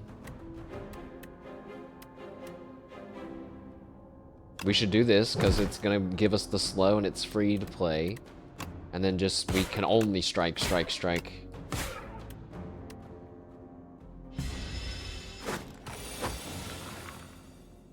This is the worst hand I've ever seen in my life. God damn it. No.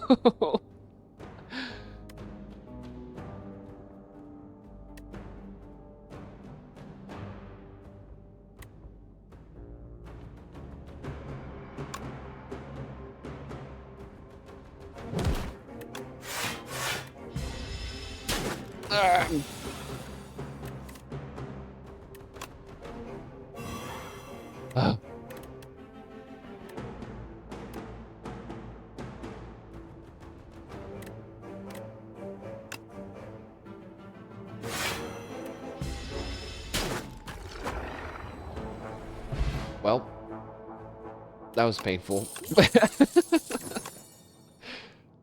Apply 3 doom to yourself, and you gain 1 energy. Ooh. Gain 6 block if you apply doom on this turn. Gain block 2 more times. Alright, this better be a heal everything chest. Oh. Meat on the bone. If your health is at or below 50 at the end of combat, heal 12. Holy shit. Oh, it was the random event was combat. Ah, okay.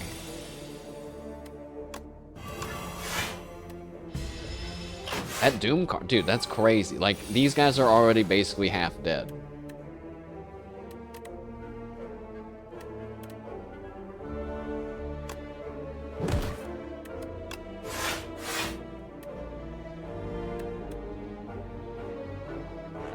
I didn't this turn, but it's 1 more block.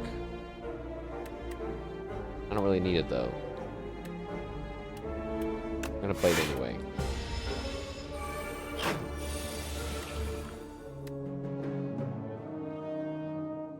It's a lot of damage coming my way.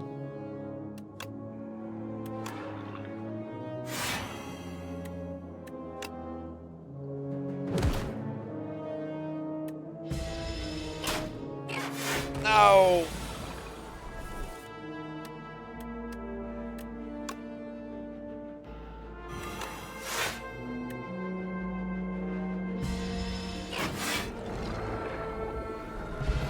Oh, my meat healed me, dude. Nice. I was about to say, it's so... Oh. No, wait, does that mean we could summon another Osti? Or no, summon... That just gives it two more health. I'm gonna get another one of these negative pulse cards. We need an easy battle, please. Oh, wait, these guys look so small. Oh, not that guy, though.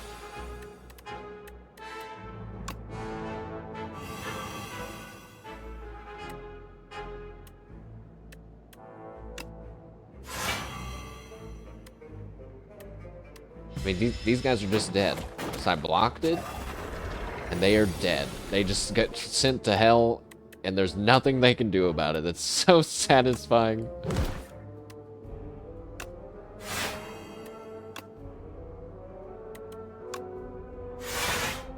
That was overkill on the block, I'm realizing, actually. 27 block. Oops.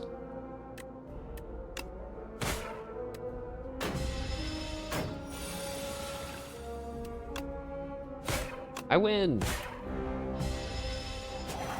Oh, I should have still blocked because the constrict still hit me. Explode, deal 10 damage to all enemies? Okay. Summon 3, exhaust 1 card from my draw pile. Why would I want that? Gain 11 block and then gain an energy on the next turn. I think I might skip this one.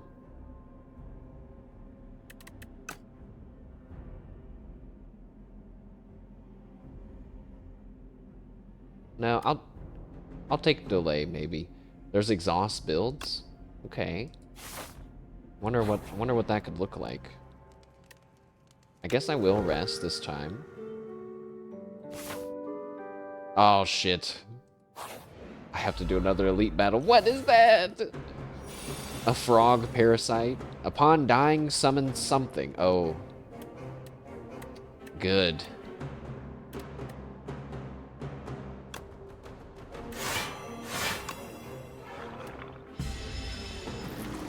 Oh boy, that's disgusting. Infection, unplayable. At the end of your turn, if this is in your hand, take 3 damage. I don't like that.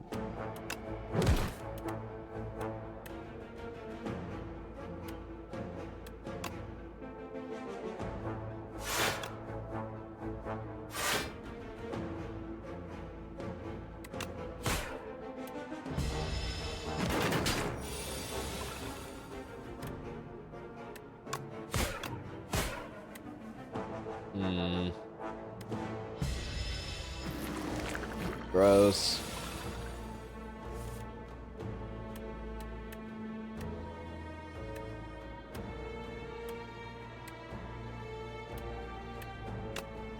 So this, and then that, and then he's dead. Although I am about to get hit by 12, by more than 12. But he's dead, and now there's these things. It would have been really great to have that other Doom card. If I, oh shit. Use the bomb? Oh, good idea. Should we vulnerable and then bomb? That wouldn't be enough to kill them all still. Maybe 1 bomb's good enough. I was just thinking, I wish if there's another world where we could have used the snap retain on Deathbringer and held it until these guys came. Then we could have used it. We could have used it and this, and then they would have died when they got unstunned. That would have been really cool.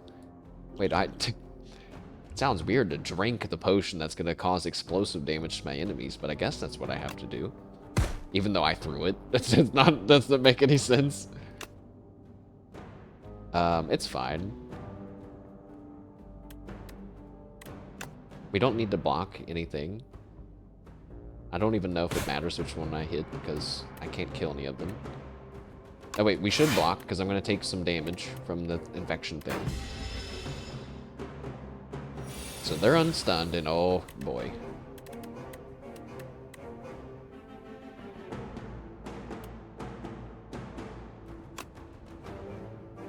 So yeah, kill him. No, that was the wrong card to draw.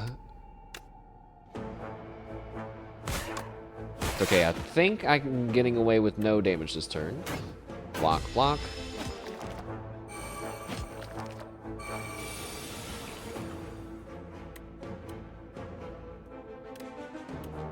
That's really unlucky.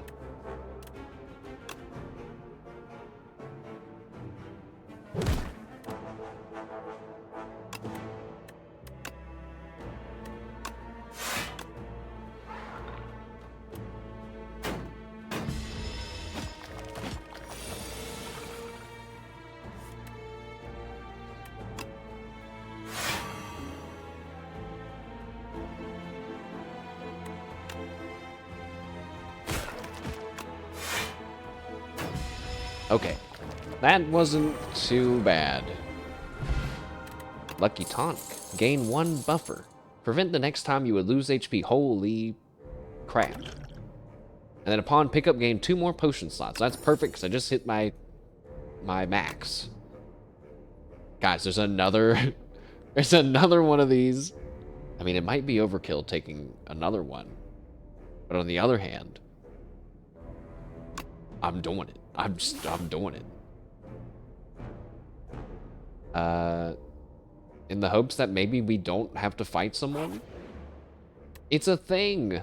You narrowly avoid stepping on a bright, sharp seed. Its unmistakable color gives away that it's a sapphire seed. Weren't these incredible seeds supposed to be extinct? Legends say that you're consuming one that can greatly amplify your endurance, but what if you plant it and nourish it instead? So we could heal ourselves and upgrade a card. Or we could enchant a card, and the first time you play this card, each combat, gain an energy. That seems pretty good.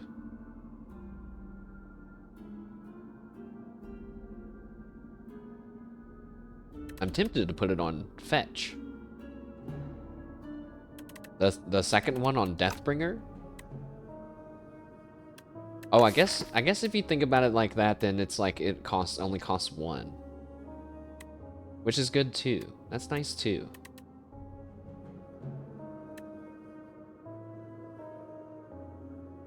I was thinking if we used it with Fetch, then it's like we're playing Fetch, we draw a card, and we draw 1 energy to most likely be able to use whatever card we get.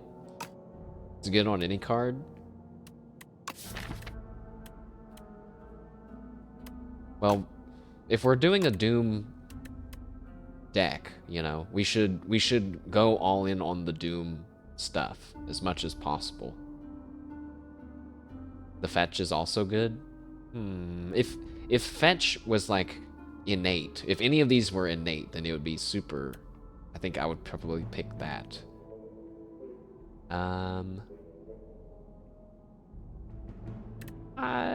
Let's just pick the Deathbringer one. You scour the overgrowth and find a pot with good aeration. Then you trek around and searching for an untouched spot where light peeks through a cracked wall.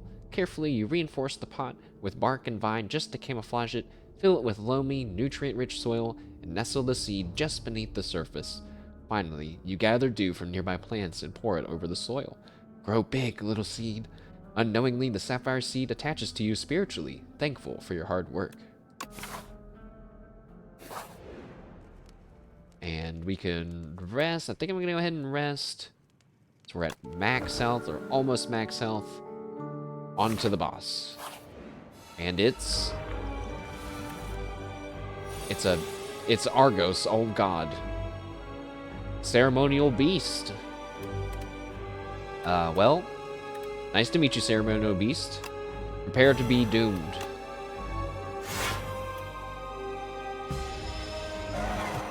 Also, what's this fan? Every time you play 3 attacks in a single turn, gain 4 block? I didn't know I had that.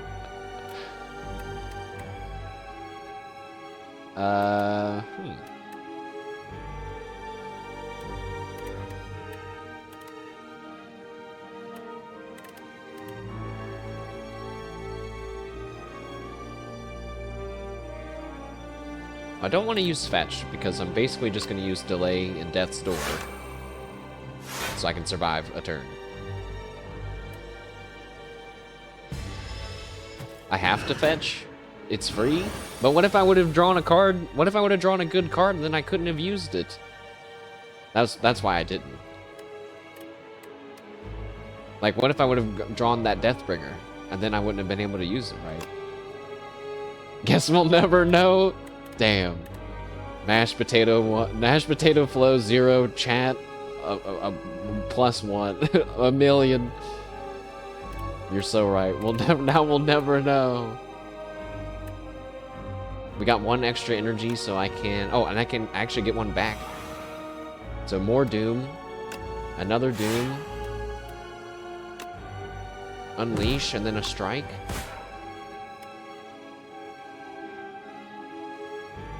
Oh, the first time the Ceremonial Beast reaches 150 health or below, it becomes stunned and loses all its strength. That's gonna be great. That's gonna combo well with Doom, probably. Asti! Oh my god! What's the third potion? That's the it means I get to survive any one singular attack, which is pretty good, right? I keep forgetting that I have those. 22 is a lot of damage. 9, 6, and 6. That's like 9, 9, and 3, 8, 9, 18, 20. Yeah, that's enough. No, it wasn't.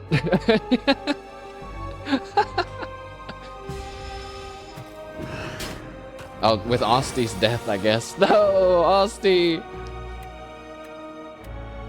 Not again. Wow. Whoa. They keep 24 damage every time? That's fucked up. 2 Deathbringer cards. It's okay, I can save 1.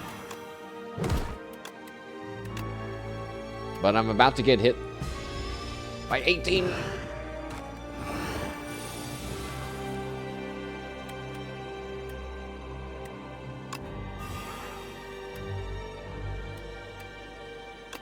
Oh, fuck.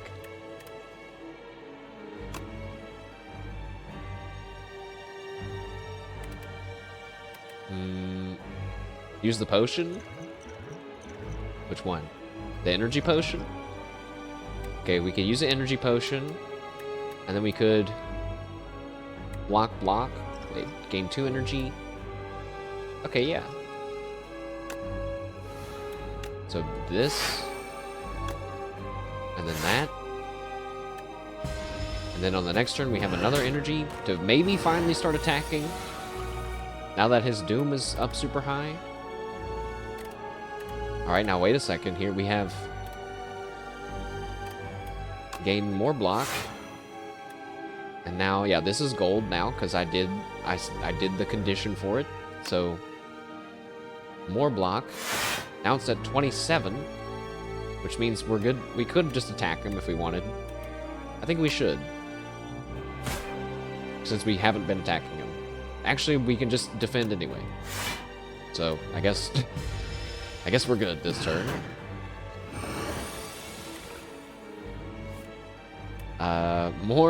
More Doom. More... That's not enough, guys. I'm not dooming this. I'm not dooming Argos fast enough. We had a very good defensive turn last time, but yeah, 0 DPS. Like, look, we just got 3 more defense cards. It's no good.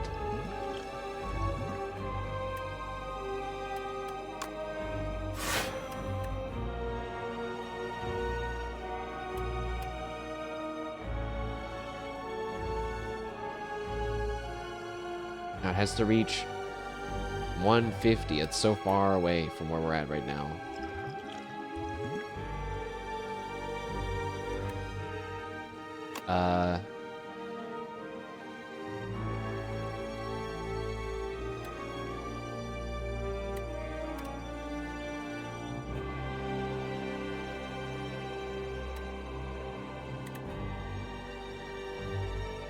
I don't know what to do. Defend, defend. Fuck!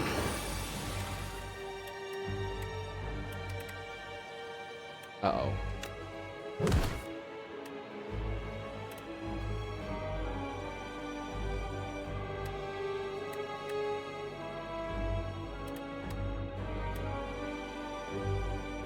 Okay, I might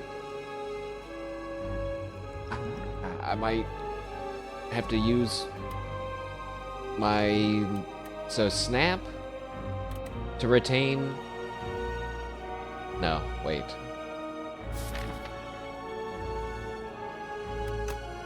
I don't think the one Deathbringer is still enough.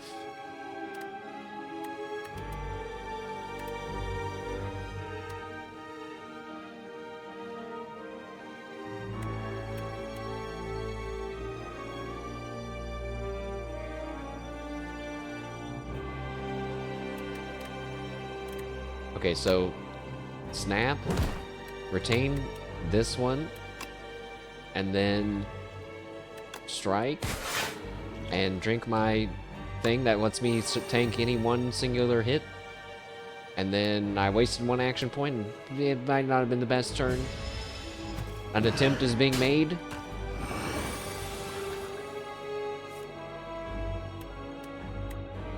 So, Deathbringer, Death's Door, a strike. No, no, I think I lost. Wait, maybe not yet. No.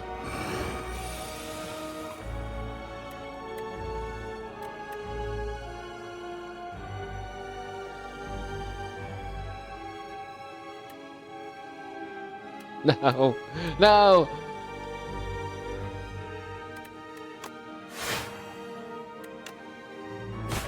No. No. Take this. And that. No. No. If I would have thrown that potion earlier, no, it's still, because that would have been their turn and then they would have doomed. Alright, so Doom is fun. But, a little hard to pull off, maybe. For a newbie. Maybe going for that second Doom card was the wrong play. Learning more about the defect guy. There he is. Wait, how come I didn't unlock him before? That guy was in the first game. Oh, there's another person. Is there always a sixth person?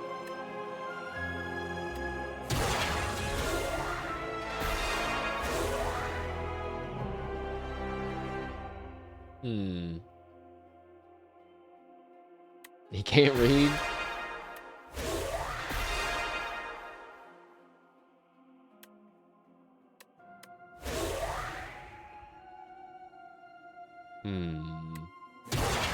I remember thinking this guy was really cool when I played Slay the Spire 1, but I was like, he's too complicated for me.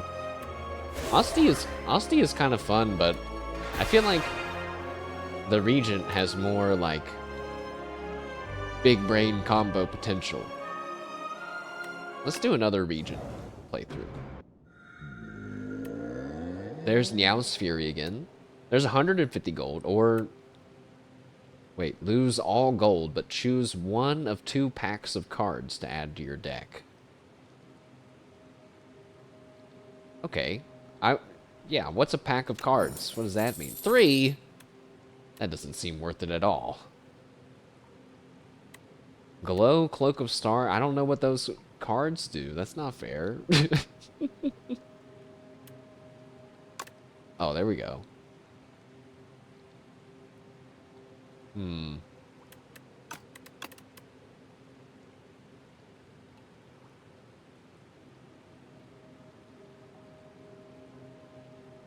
Neat, you know, well, I guess, like, one looks decent. I was just about to say, like, the price of these 3 cards added together is probably more than 99 coins. So this was probably still worth it, but it feels not that exciting. But like you had said earlier, we kind of just need to play some runs to unlock stuff anyway.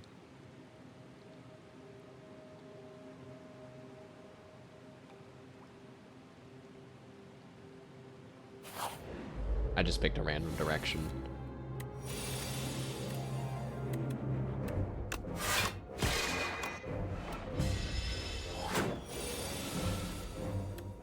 Cloak of Stars.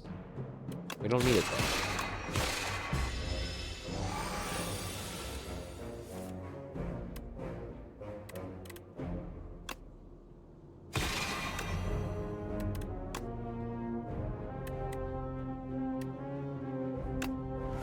Draw some defense cards, hopefully. Hooray! And I can still hurt him once with that.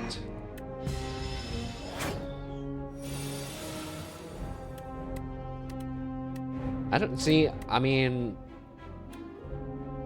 of course, I still have the occasional getting obsessed over a game, but like, I can never see myself re-queuing up a deck, like a roguelike deck building game like this, because like once I start on a run and I have a build, like I have the Doom build, let's say, and then if I did another one, like within the first 5 minutes, I get really mad that I'm like, I lost all my cards. I don't remember how to play. I feel like, you know, now I'm forced to think differently, and I can only do that so many times before I start to get really confused. And then I feel like it's time for a break, which makes me feel bad, a little bad. But it's weird how I can queue up an Uma Musume and just do run after run after run. There are so many events happening between now and when I'm pulling on support cards next. I'm burnt out just thinking about it. Truly, I did not understand how powerful being unemployed was to my Uma Musume career. Oh my god. It is so hard to keep up with all the stuff, man. Like, I finally found a new way to cheese runs faster. Which is to play Symboli Rudolph and just do guts training constantly. You will start to fail and you'll lose your stats enough that you'll lose the maiden race, and then her first required race is like junior year, like August or something. It's really early, and you just run it and lose. I mean, you don't even have to run it. If you lose the maiden race, then you just lose automatically, and it counts as a career. Heart of Iron, 7 plating. At the end of your turn, gain a block. Plating is reduced by 1, so it's like a super block. What is that? So Resonance, gain 1 strength. All enemies lose a strength. I mean, that seems good. What's Vigor? Terraforming. Your next attack deals additional damage. Why is it called Vigor? Why is it not called Burn or something? It even looks like fire. Whenever you spin stars, gain 2 block for each star spent.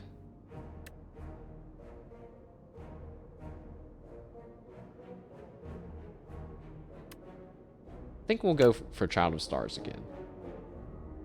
Nokia, I have a good spell run here. Did I just ruin it?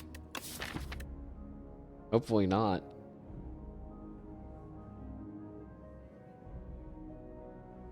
You think there's something promising happening already? I picked the right one? Nice.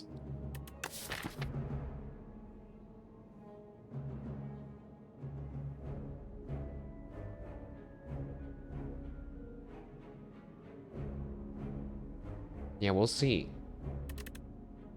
I do really like the Regent. I like the different currencies and stuff. Which I don't know. I would have assumed making it harder would make me more frustrated, but oh, Shrinking Beetle. Fuck off. God, I hate you so much. No.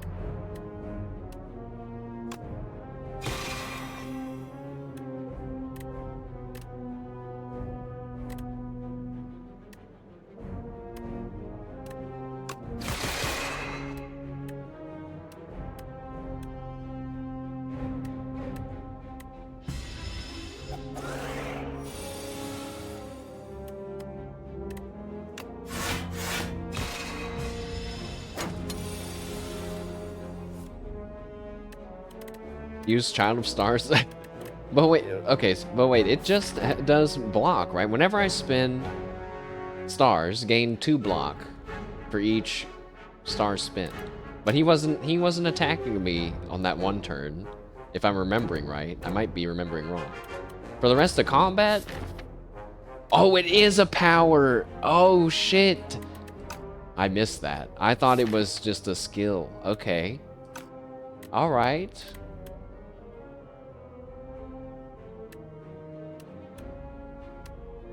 Yeah, now we know. Yeah, now it is a lot better of a card for sure. Maybe we can draw it. Maybe we can fix it. There it is.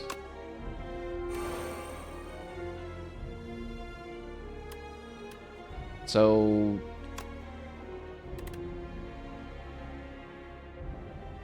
well, I mean, we still used it.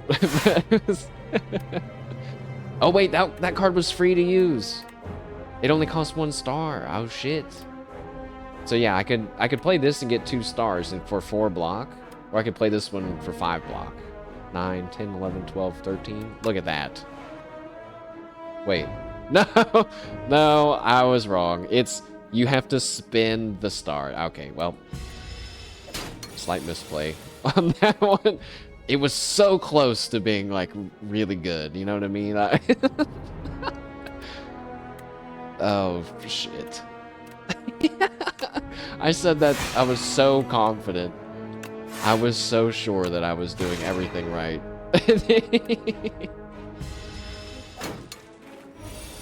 Whatever. Have you guys seen any fun streams lately? Who have you guys been watching? I've been watching a little bit of Moon Man. I watched him play some Ready or Not. It's very funny. But man, this is no shade at all. I'm just really surprised that he's still on that same level. Like, how can he be on the same level after 300-something attempts? I know that Moon is not bad at video games. And it seems like there's only like 4 or 5 enemies. You know what I mean? Like, how I don't know. The day that a gaming challenge like that ignites its fire under my ass, guys, I don't know what it's gonna be. Ooh, okay. So there's Photon Cut. That's like not so exciting. Solar Strike, deal 8 damage and gain a star. I mean, it's kind of like pretty nice. And then next turn, gain a energy and a star. Wait. So I can play that card, and then I just get to have that card in my hand forever afterwards. I mean, that seems really good. Wait, doesn't that card just pay for itself? Wait, so if I if I have that card and I say I use 1 energy to play this card that gives me 1 energy on the next turn and a star, and then I get to keep it. And then on the next turn I play it again. That seems to be a great card, because then that's giving me stars, which it feels like for free, but it's not. But this one seems good too. You keep... Oh, I keep my hand, not the card that I just used? Oh.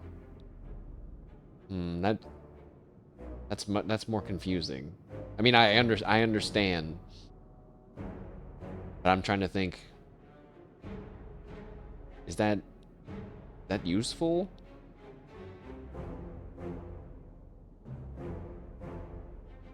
Of course, there could be times where it's useful. But like...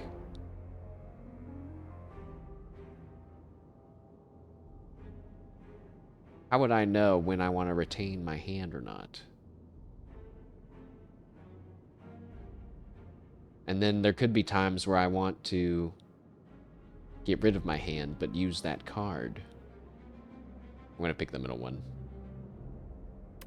But wait, then there's that one card that triples any skill. No, no, no, no, no. We've gotten a lot of star cards that don't do any damage. So let's get one that does a little damage.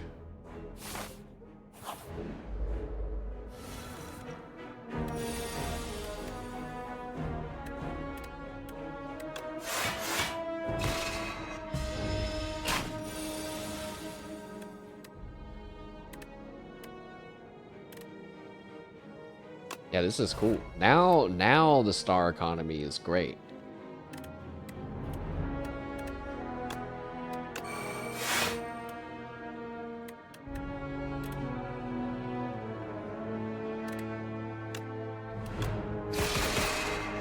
Yeah. Good block. So we can just light him up this turn.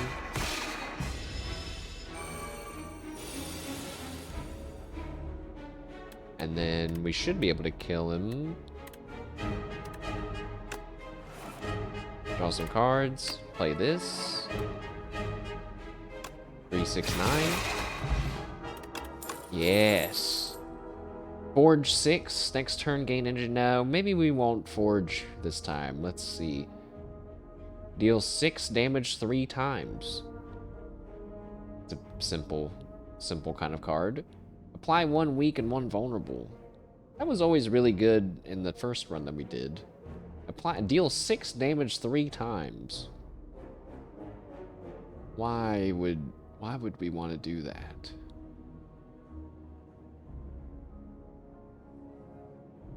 I guess if they were like weak or vulnerable or something, you would be doing 3 like more damage. Skippa? I thought about maybe getting one Know Thy Place, since it's free. Well, I guess we'd have to upgrade it for it to not suck as much, which we don't want to waste an upgrade on that, I don't think. More cards is not always good. Yeah, that was... I feel like that's like... There's all these RimWorld lessons that people learn over time, you know?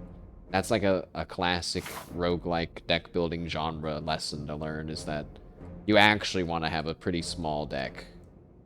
Well, it should be that the size of your deck is extremely important. But in Slay the Spire, at least, feels like it's pretty small. But maybe it's because I've only made it through Act 1 once.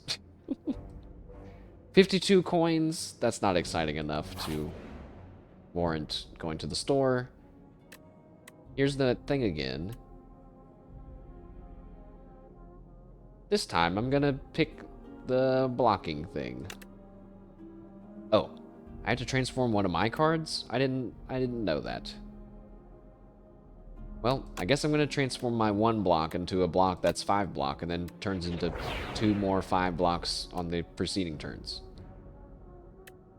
You place the Taurus carving on the pedestal and your stomach lights up as the statue transforms into a piping hot fried confection. An insatiable hunger takes over you, and you quickly consume the donut. You feel tougher, but slower. We can upgrade a card here, because I'm pretty much at good health.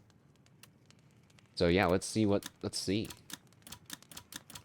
So we could make glow, give me 2 energy, 2 stars. Basically, a lot of these are just giving me another star.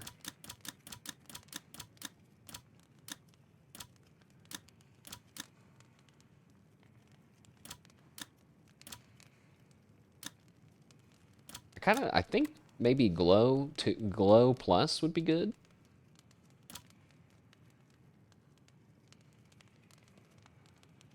Like, wait, let's see.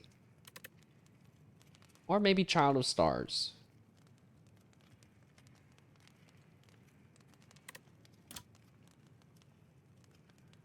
I kind of want Child of Stars to be good. So maybe if we kind of force it a little bit. But wait, it's whenever I spend stars. I actually don't have that many things that are spending them right now, do I? No, I only have 1 card that, or 2. I have 2.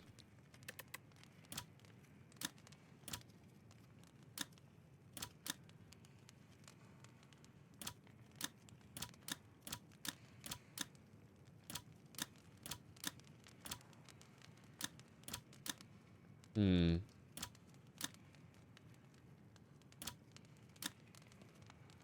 Actually, I think I'm gonna upgrade this Solar Strike card.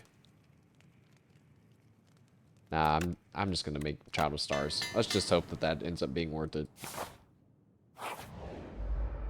It's the weird potato infection thing again.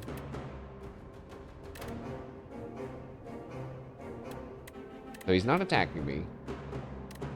But we should still, maybe we should use this anyway. Oh wait, we should use this because it's a power. And then use this so we have toughness on later turns. Or defense. Okay, so now he's gonna hit us for 4, 8, 12, 16 damage.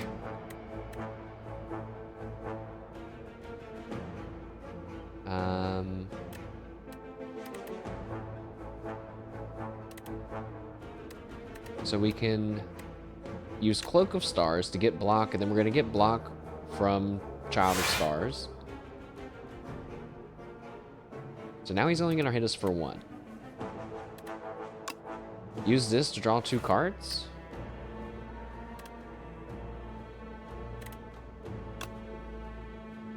Yeah, use this. Use that. Radiate. Not bad.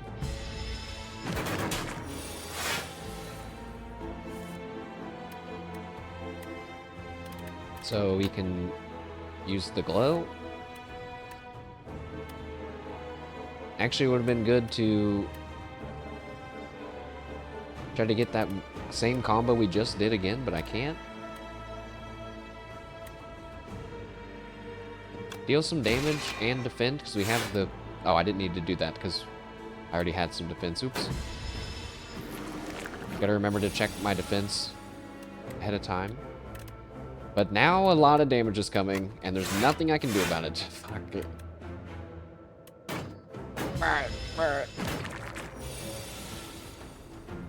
Okay.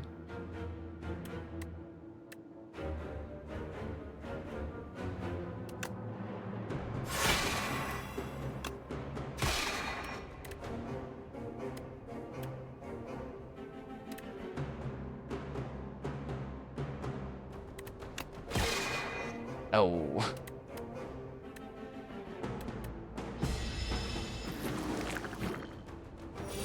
It's okay, at least I don't think I'm gonna take any more damage. So you can just kill him. Boom.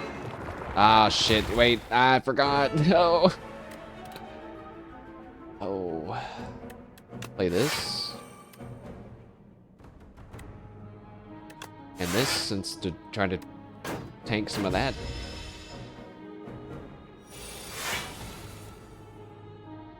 Dude, that's so unlucky. That's really unlucky.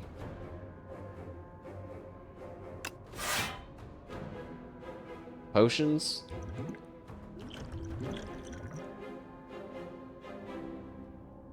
I don't know if any of those are gonna help us right now.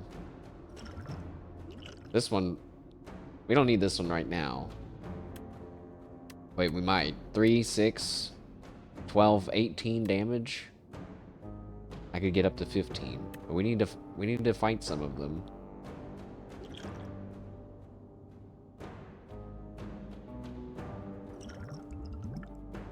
All right.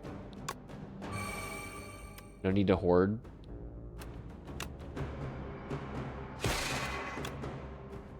Whoops, I don't know why I thought I was going to be able to attack twice.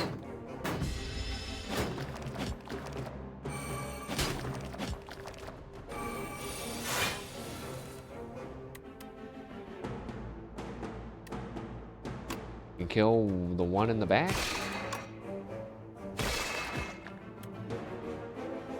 And I guess I might as well use that.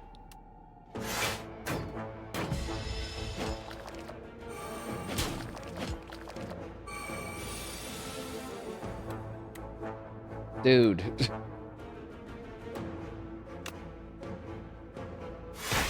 Oh, that was the wrong one to use that on, actually. Alright, well, I guess let's use this. At the start of my turn, add one random colorless card to my hand. What?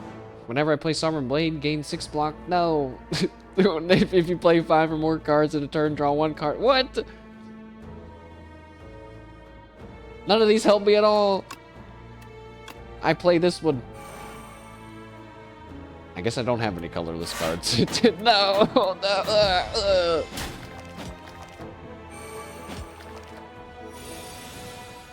Oh, what's that? Finesse. Sure. Oh, that son of a bitch.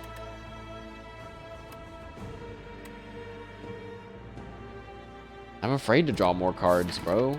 Look at that! Half of my deck is infected.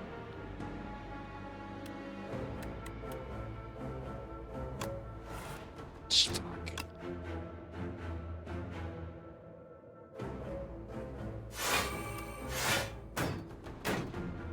I'm gonna lose. No!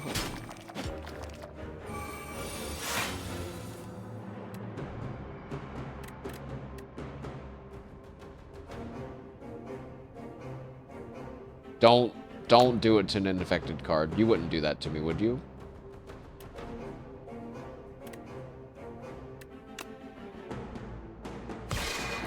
That's one dead. Dude, no, I'm gonna die. No. Seeker Strike deals 6 damage. Choose one. Oh, this is the replay card. It's still not enough.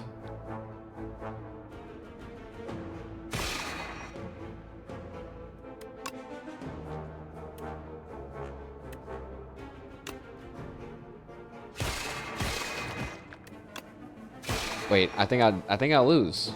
3, 6, 9, 12. I lose. No, not yet. Not this turn.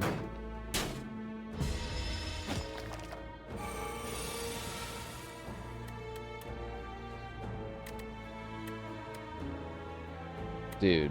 No. That's fucked up. Is that enough? Block? Oh, it is.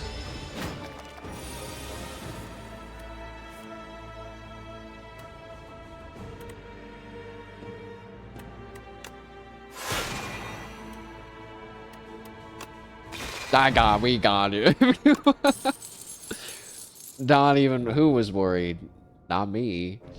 At the start of combat, discard any number of cards and then draw that many. Oh. Whoa. That would be really great if I wasn't about to lose. Hey, look, there's gained 9 stars. I'm doing that. More stars. Oh my god, that wasn't even the boss. Oh, we are so screwed. We're so screwed. What are those?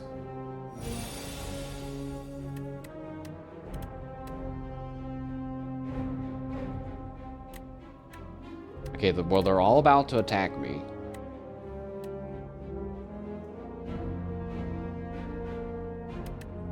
I could kill one. But then they're gonna kill me. So, we need to use Child of Stars. And spend some things. So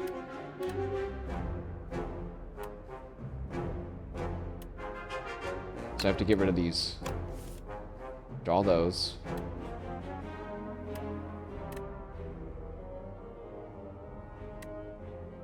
Okay, so Child of Stars. The Falling Star.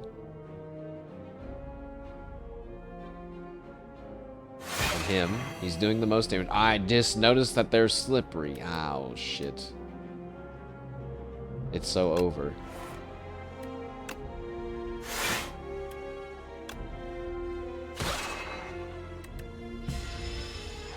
But I think I lived. Yes!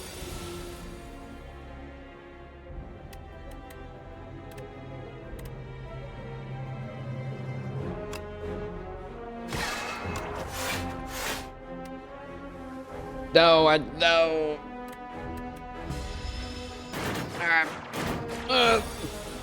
4 health left.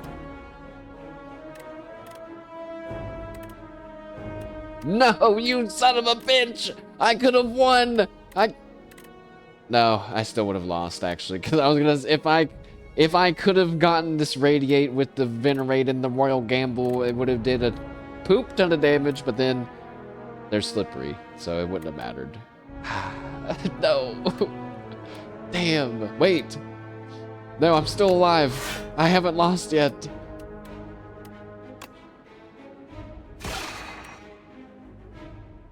Wait, have I lost yet?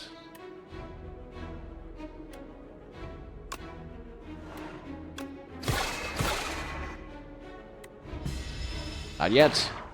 wait. Oh, why are they hitting for 10 now? Are you for real? What do you mean?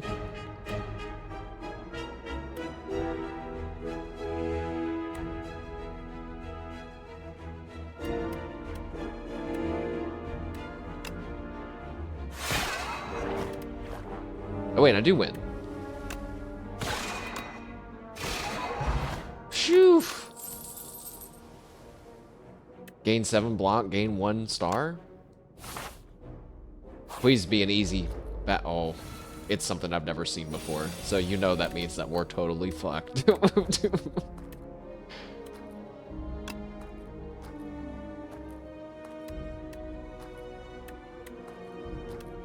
For each thing spent. Well, I'm not spending any this turn, unfortunately. But I could maybe draw some that have the thing to spin it. It doesn't have... No. No.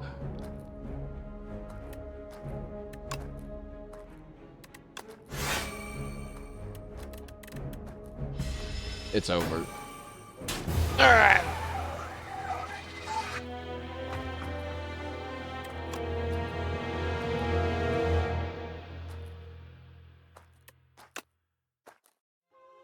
You know, weirdly, I feel like that run went better than the first run that we did, even though I didn't make it as far. I feel like the deck potential, the strategy was much better. Apparently, I unlocked a living rainbow that's going to be in the second act. We're not going to make it to the second act.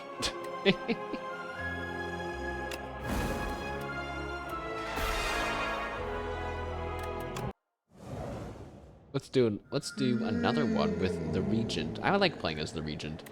Gain 1 card reward and procure 1 random potion. Transform a card. Remove 2 cards from your deck and take 13 damage. What the hell? Why would you do that so early in the thing? That sounds crazy. Unless you really are a pro, I guess. Let's transform a card, I guess. Oh, you get to pick it. I picked this one. Oh, I didn't know that's what it was gonna do.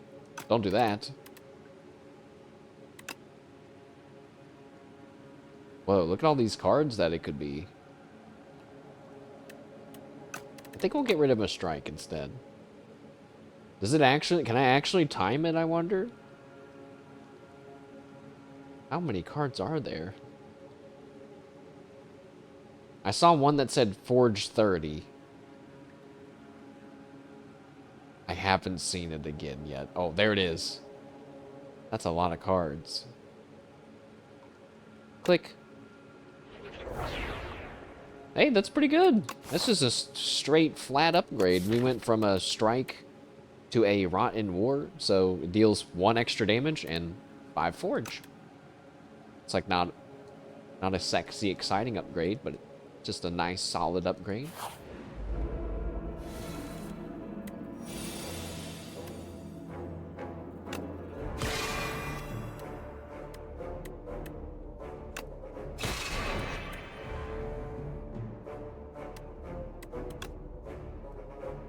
Ooh, I almost killed him in one turn.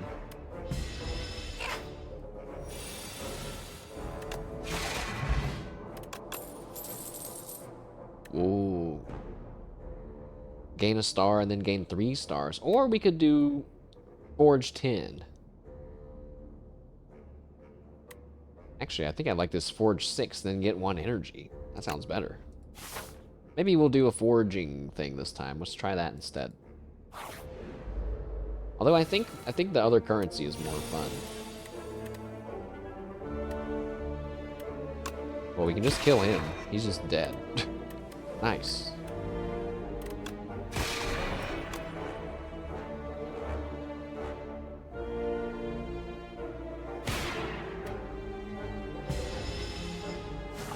You know, maybe I should have just killed the little slime.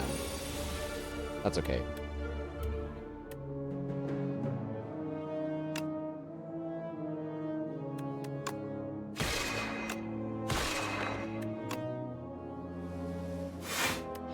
A little bit of block.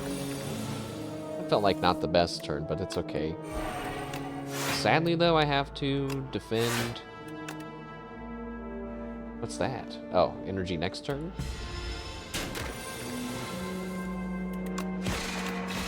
Double slice. Gain 13 block. Forge 10. Now, where were you last time? This would have been a great card to have. Alright, we're at the merchant already. Kind of didn't mean for that to happen, but here we are. Deal 5 damage for 5 forges, an additional 5 for every other time you've hit the enemy this turn. Ah, I don't have enough money. Fuck. I was gonna say, what? That sounds perfect. Here's another one of those starry kind of cards, but it gives you energy instead.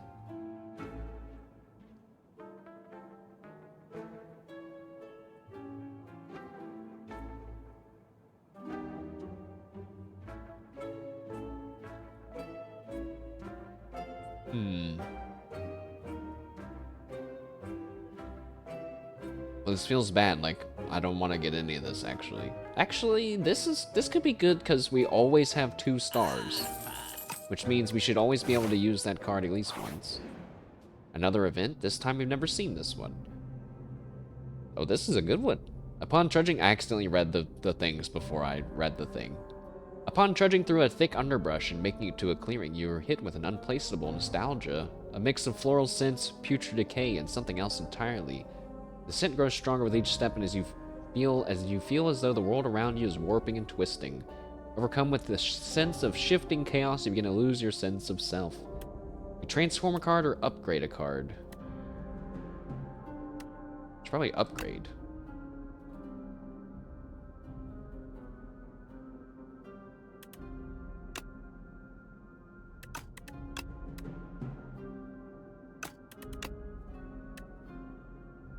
I'm gonna upgrade this one to give myself another energy. Resisting the temptation to give in, you climb to the top of the tree where the aroma doesn't reach, but its effects claw at your mind. Maintaining control is difficult, but you tether your thoughts to your core principles. I am the next king of stars. The aroma subsides. Apparently, I'm the next king of stars, guys. Not a shrinking beetle. Please. Stop. Stop.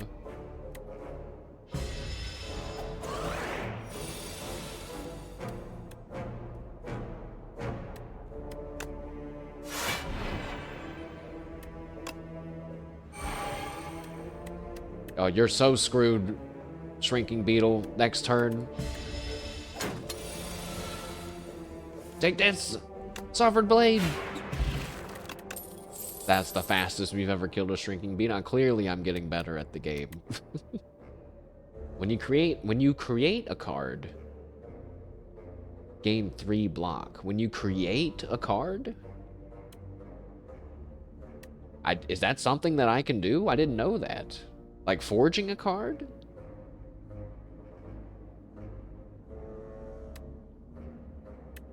Sure, let's try that.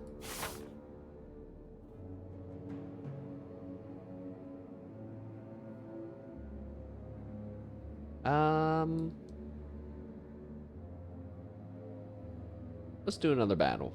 No, events are probably good. Okay, it was a battle. Okay, let's try this out. Pillar of Creation, and then if I forge something, yeah, I got a little bit of block. I got 3 extra.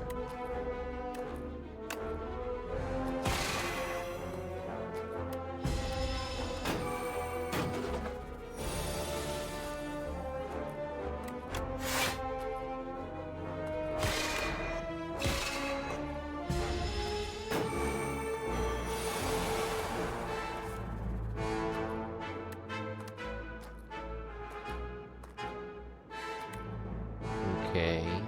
Deals 20 damage. But if I do this, then it should, now it does 26 damage. And if I do that, it should be enough to, oh, now I don't have enough energy. Fuck. No, that was a mistake. Ah, damn it. It feels so bad. It's like, oh, you misplayed one turn. Well, now your run's pretty much fucked because you just lost a quarter of your health. And it's like, no, no.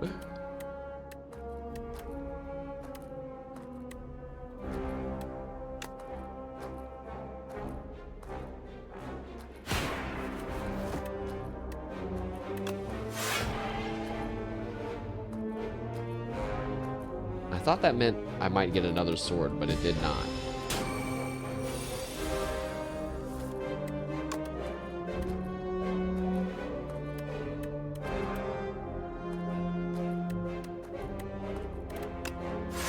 Actually, I've kind of, now my star economy is too poor.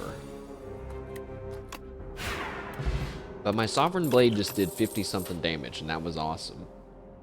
Gain 17 blocked damage. Blocked attack damage does reflect to your attacker this turn? Bro. That's a crazy card. I mean, all of Regent's cards seem pretty fun. In fact, we should play it now, because it's going to reflect all the damage onto them, and that's going to get rid of their slipperiness.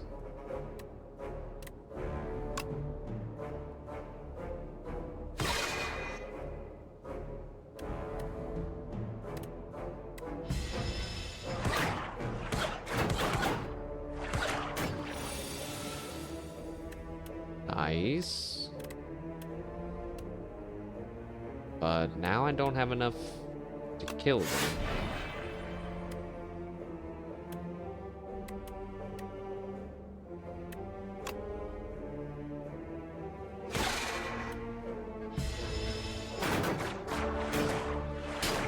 Ow.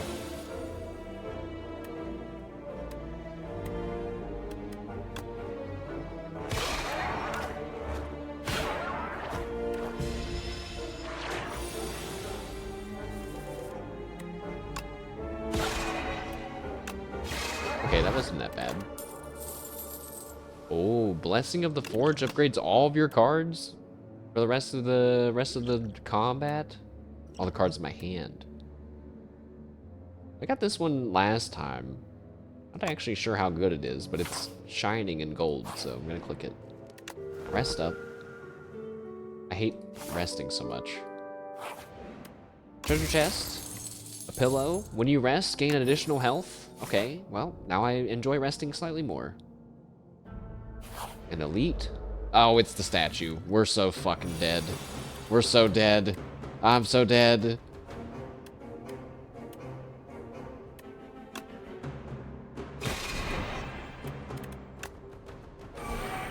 Is this when my Sovereign Blade build can out DPS the statue? I don't know. I'm kind of thinking not.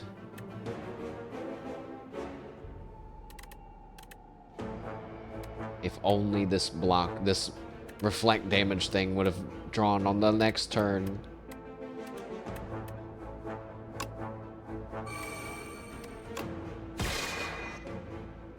I don't need the extra energy this turn. No.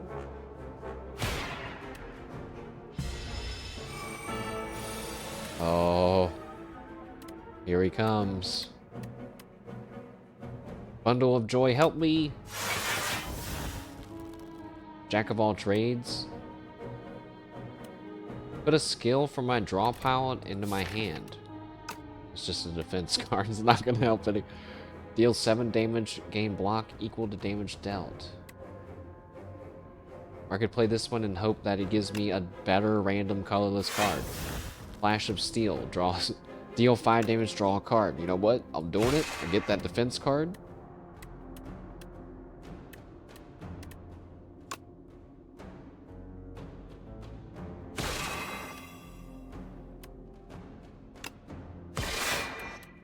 Not great. But actually, I think I managed to out-defend him on this one. Yeah. If I could just get my Sovereign Blade.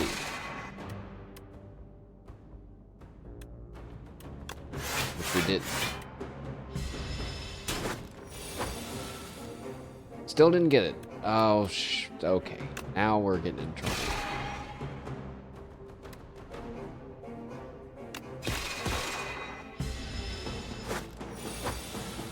Still, oh, there it is.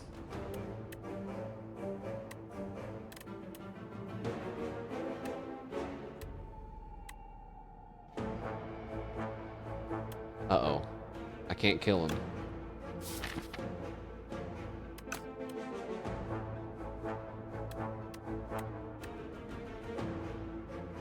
Pretty sure there's no way I can kill him.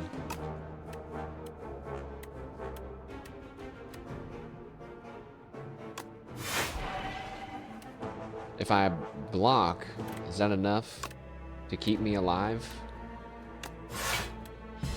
It's not. Oh, it is, but I need to... Oh, that's right, you retain the Sovereign Blade. Got him. Start combat with 3 thorns. That's not that exciting. Ooh, at the start of your turn, forge 4. I mean, that's gotta be it. That's a power card, right? So rest, and I get bonus because of my fancy pillow. An event. Sword in the stone? I don't think so. Not this time. I'm gonna take the gold. A monster?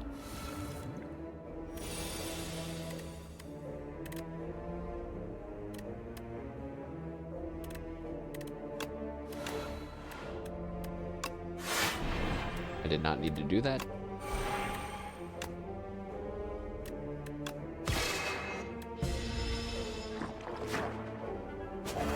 So we'll do a little bit more damage onto...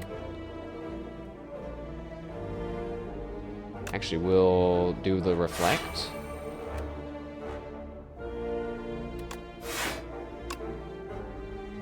Can still Sovereign Blade this guy, and when the reflect damage happens, it'll kill him.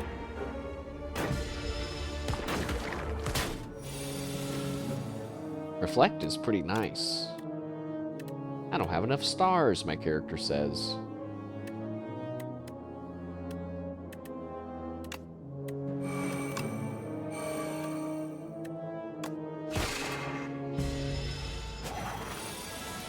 Oh, I just took damage from the constrict. That's what it is. I forgot. Defend, defend, defend. I still don't have my sword card, which feels bad. The constricting is getting very strong, but Sovereign Blade for 54, and he's dead. I am skipping that one. Next enemy. Oh shit.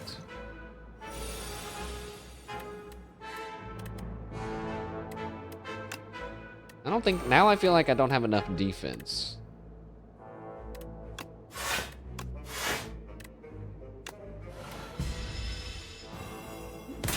Whoops. I just realized I was using one of my cards wrong. I thought this card gave me energy on the next turn. No, it just gives me energy on that turn. I just used it and then ended my turn. It didn't use any of the energy I got from it. Nice one.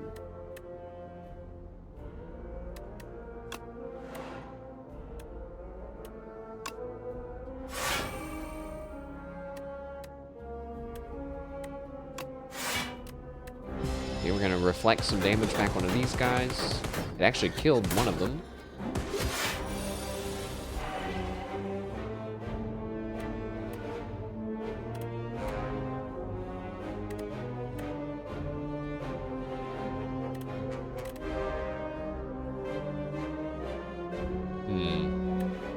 Is there no way for me to kill them on this turn? I don't think there is, unfortunately. Potions? No. If only I had more stars.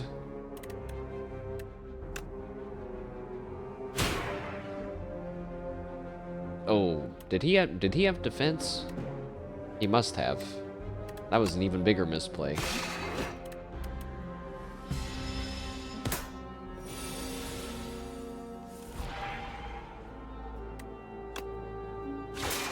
I got 3 health. It doesn't matter what card I pick now, I'm gonna lose.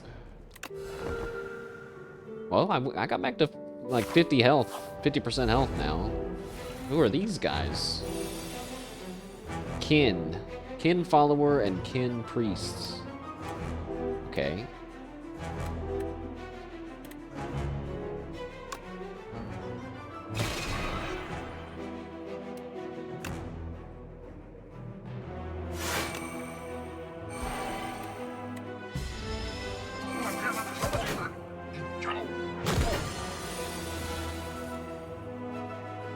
They're still attacking me.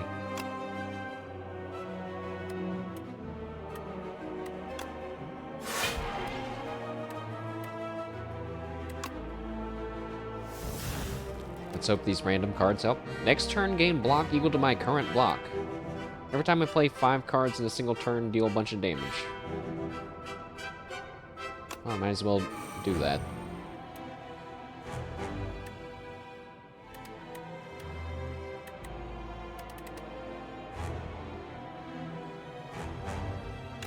And I guess do that?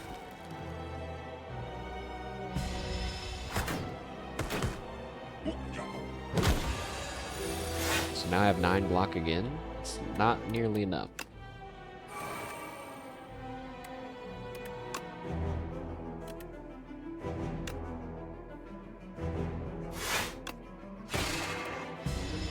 Maybe I shouldn't bother killing the little guys.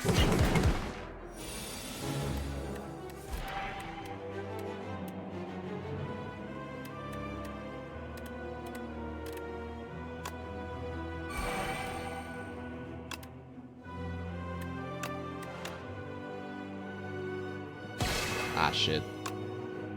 I wanted to use Sovereign Blade after using the Vulnerable on the Kin Priest, but it did not. I counted wrong.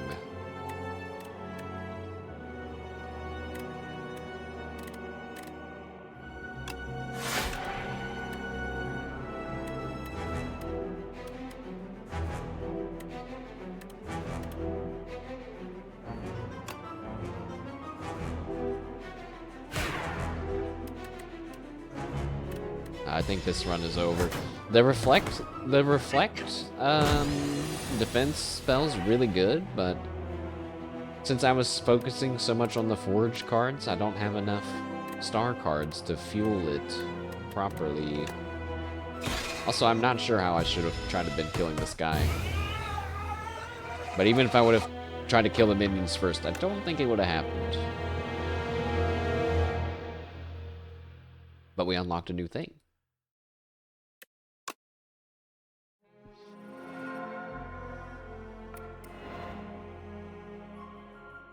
You know, maybe after I unlock all these things, I'll go back and read them.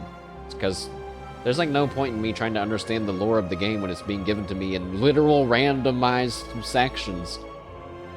We unlock some new relics. Each combat, the first time you play a card that debuffs an enemy, double its effect. It seems good. Whenever you play a card that costs whatever that is, or more, gain 4 block. Or whenever you use a potion, gain 3 strength. That seems less good.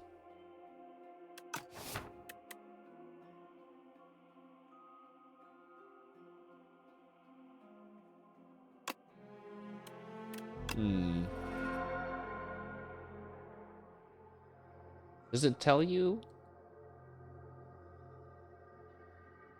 So it tells you how to unlock the things, but it doesn't tell you if unlocking a thing gives you, like, cards, or if it gives you anything, or if it's just lore, or what. I guess that's good. You probably unlock more cards for whomever you're playing as, anyway.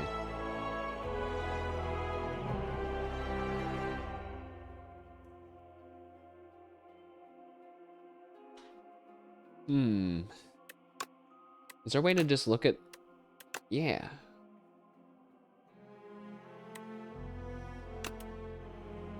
the cards for Regent. Oh, you can even see unknown cards. Oh. What are these cards?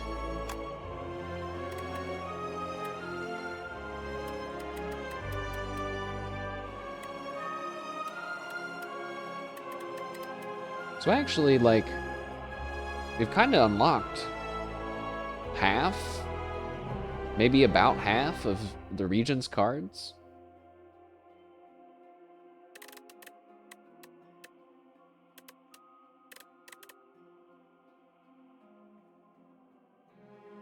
It sounds like it feels like it'd be a lot of fun to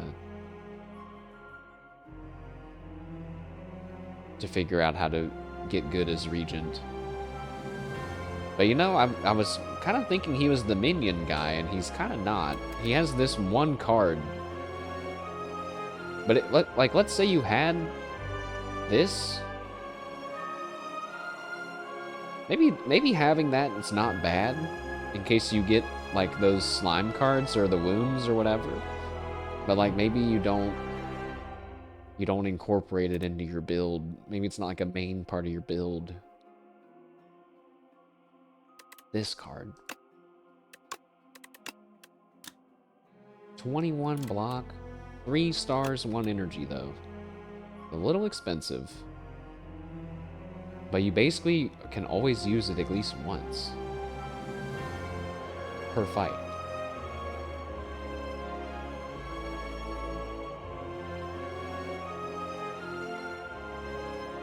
It seems like, yeah, he also uses these colorless cards. I'm not sure if these other people have. I guess I don't have their cards.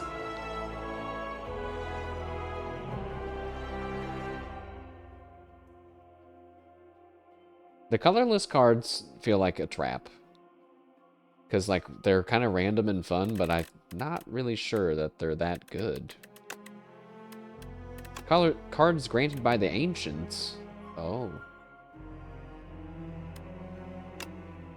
And then event and quest cards and that kind of stuff, sure. Oh, here's colorless cards.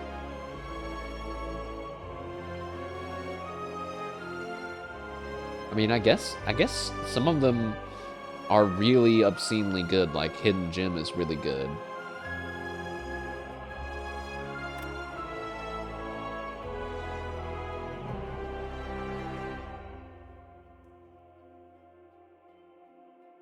Yeah, I think the colorless cards, I don't know if I'm gonna go for those anymore. Unless you just had like a deck that can really rapid fire you cards, and it doesn't matter if you get a bunch of crappy colorless cards because you can just put them back or do something else with them. I don't know. Also, playing multiplayer in this game seems really fun. I'm not sure if we'll ever see that happen. Who knows?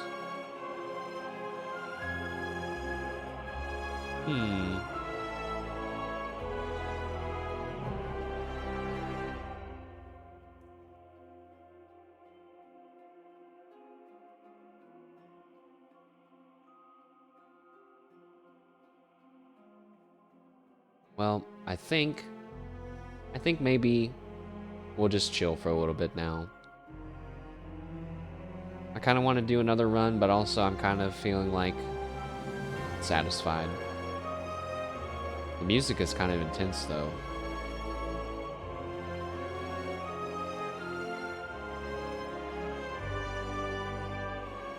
It's a little bit short, but we'll go to the outro.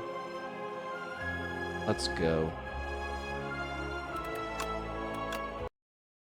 Boop a doop boop boop boop boop boop boop boop. Chat room. That's all the slaying of the Spire that I will be doing today. And I have some exciting news.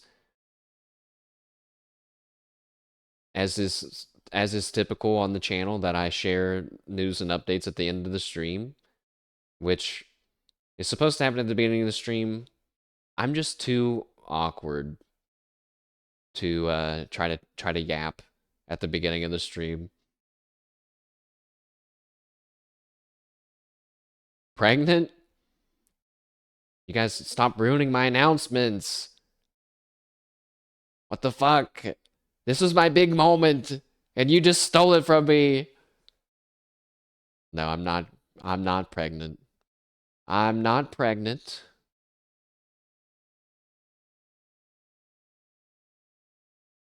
But at work, so work has been kicking my ass, and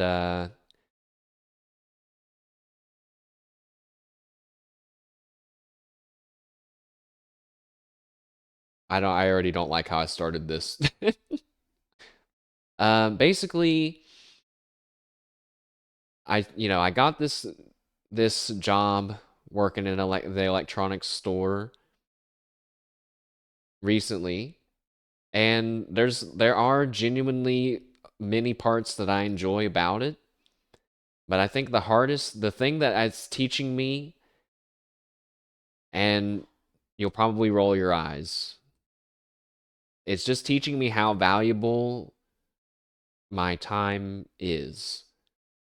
And it's like not to say that I have something really important to offer the world, but more that I'm not doing myself that many favors by working at this place because all it opens up to me is continuing to work at this place. So maybe that makes sense. Like it's good for the money, but when I'm already not making enough money anyway, it almost feels like what's the point of trying of like doing this to ourselves when it's literally not worth it. So the news is I'm doing a terrible job at this. The news is that I've lowered my hours at my job, and I've already done it once. I think I'm going to do it again because it is it's a tough adjustment for me. I guess I sound like a wimp, but I'm like exhausted all the time. I it's been difficult, but it's partially just because I've spent the last 10 plus years at a desk job and in my spare time at a desk. So any physical activity is extremely straining.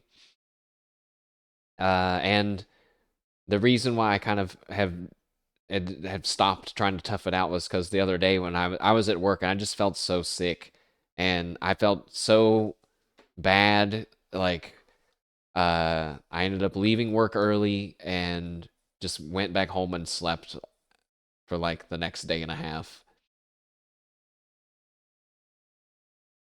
Uh, Wait, don't play that song. So I reduced my hours at work, which means more streaming time and working on the channel. Going back to the lesson I learned about time management and how valuable my time is, I've decided that I am going to take some of the funds that I do have and invest it into the stream properly. Um, I've basically been trying to do everything myself, and it's just now like with the job, for example, it's like physically impossible for me to uplift the channel in the way I want to. So I'm kind of telling myself, look, there might be a time where we have to work at the electronics place and that's just it. That's the end.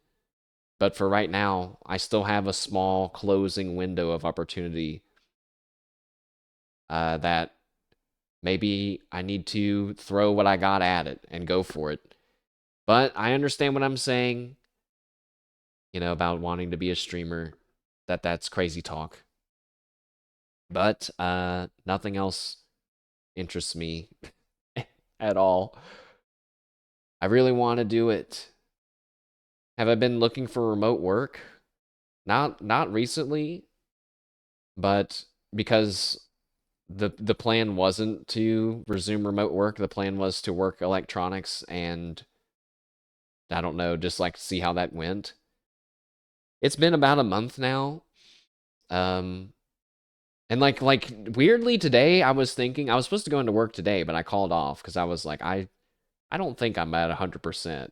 Even though physically I feel better, like it was kind of rough mentally. So I'm like lately. So I was like I think I'll just under the guise of still being a little sick, like I'm just going to take today off too. And so yeah, I haven't been looking for remote work, but the plan is to try to do some smaller remote jobs, like user testing stuff. Um, which if I can actually get into some of these user tests and stuff, I'll be making way more money than I'd ever would at the electronics store. Like some of these interviews are like, if you give us an hour of your time, we'll pay you $100. I'm like, what? So basically, what you're saying is you're going to pay me $100 an hour? That's crazy. That's insane. But the thing is like it's not consistent. Like you might get one of those like a week or two a week, and so you just kind of have to think like what's worth it. I mean, I enjoy going out and working at the electronics store and stuff. Like I don't mind that part, but it's the amount of it that I'm doing is means I'm so tired that I like don't have energy to do anything else. I barely like I'm not even really eating right. Like I'll eat like chips from the vending machine. That's my lunch some days. It's just cuz like I can't I'm like having trouble adjusting to all this stuff. um and it sucks like working 6 a.m. to 1:30 and then the next day you might work 1:30 to 10 p.m. Like bro, that it's so ass. It's really that's like one of the most annoying parts is the super uneven schedule. That sounds great, like the remote testing and stuff. Yeah, I think so. I don't want to make it sound like I have to stay at home. Um I want to interact more with the world. That's the whole point of my current life trajectory. Even if it happens behind a screen, I'm okay with that too. Um it can't just be mashed potato flow only like it was for 10ish years. Please, Kanade flute music. Don't leave me.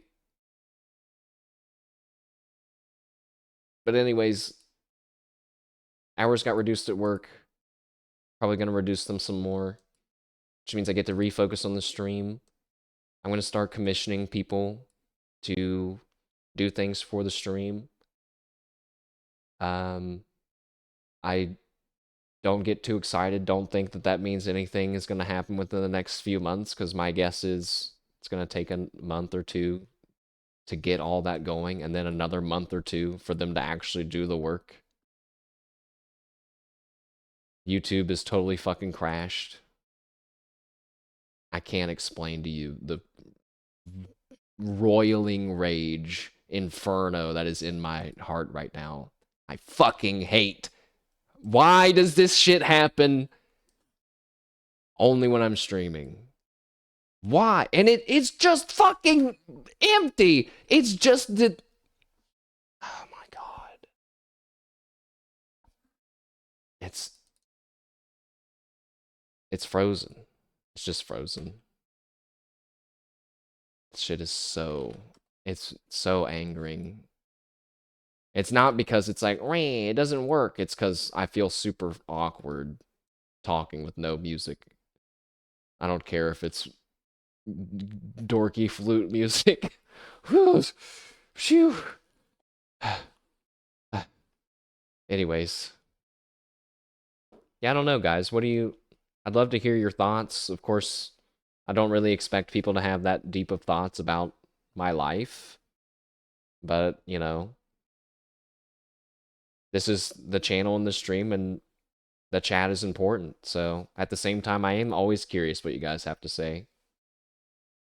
It gets a little bit of a special place because it feels like you guys, I've known you guys for so long that I don't treat you guys the same as a random chatter that would just join in like on a random day.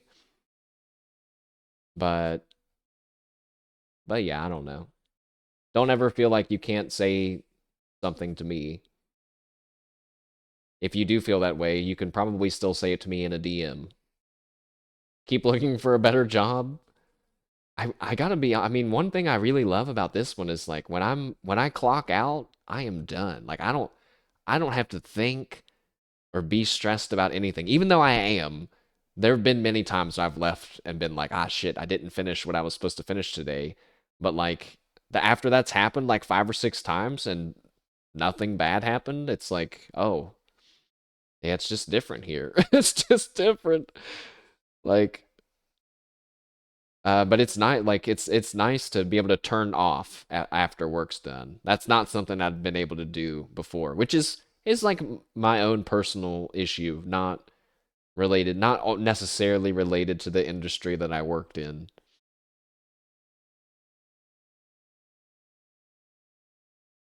But yeah, it's interesting seeing all the different types of people that work at this retail electronics job because like I say electronics, but I've actually do all kinds of other stuff and don't really work in electronics that often.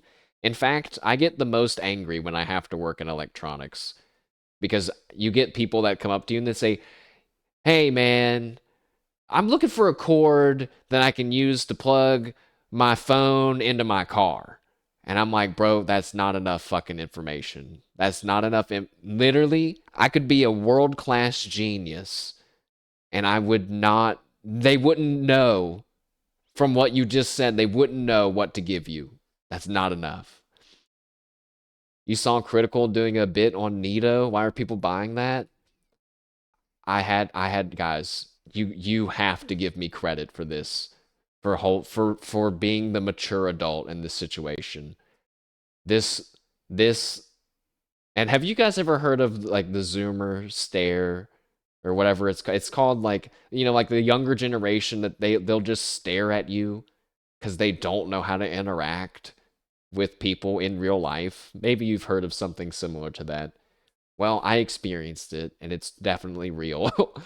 This younger girl comes up to me and very timidly asks me. Of course, I have no issues with people being shy or timid because I am that for sure. And she was like, "Excuse me, when do you restock?" And I just looked at her and I was like, "Restock? What?" And she goes, like your squishies. And I was like, and I wanted to say, that doesn't that doesn't help at all. What the fuck are you talking about? What do you want? But I was like, she probably means those Nito cubes, which are like the latest fad toy, which are like just little fidgety I don't even know what they look like. We sell them and I still don't know what they look like because I've never seen them. They're always sold out. And I go, "Do you mean a Nito?" And she goes, "Yeah." And I go, "We don't have those." I'm just assuming, look, I didn't check, but I've literally never seen, I've been working here for a month. We've never seen one in real life. I'm just going to tell them we don't have them. Even if we have them, we're just going to say I don't have them, bro. But that is, I mean, I've had at least 10, 10 plus kids ask about Nitos. I've had people say, but the app says that they should be in the store. And I want to be like, oh, so you know, so it's an app telling you something versus the guy that works there telling you something. Seems to me the score's 1-1. I don't know what to tell you. Like, that's not what she asked. When do the squishies get restocked? At first, I thought she meant like squishmallows, but I was like, no, if she meant squishmallows, she would have said a squishmallow. She means a damn Nito cube. She just doesn't even know what they're called. uh,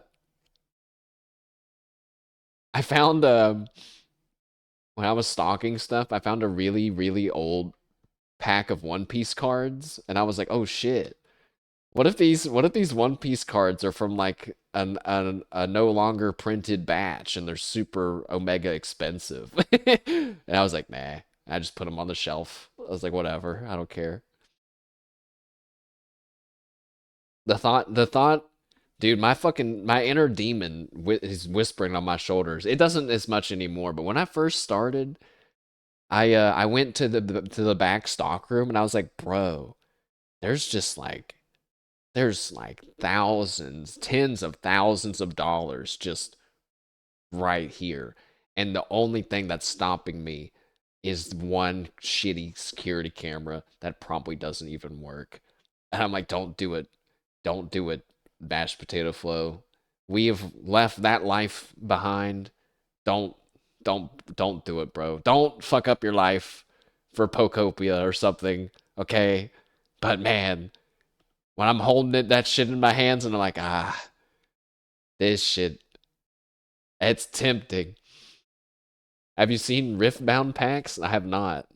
At the store, I haven't. But I don't actually, they don't sell the cards where I'm in the part that I'm at. I just happened to randomly find a piece of a One Piece pack in the back of some random shelf.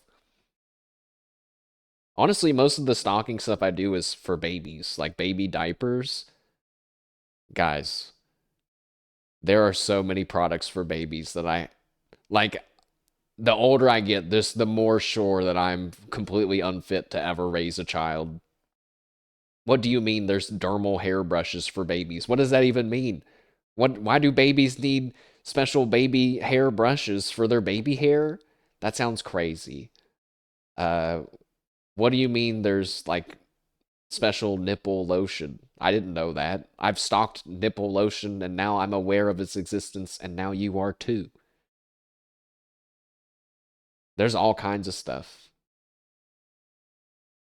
I mean, it makes sense, like that a woman's nipples may get like chapped from repeated breastfeeding, and I guess they have special baby safe lotion for it.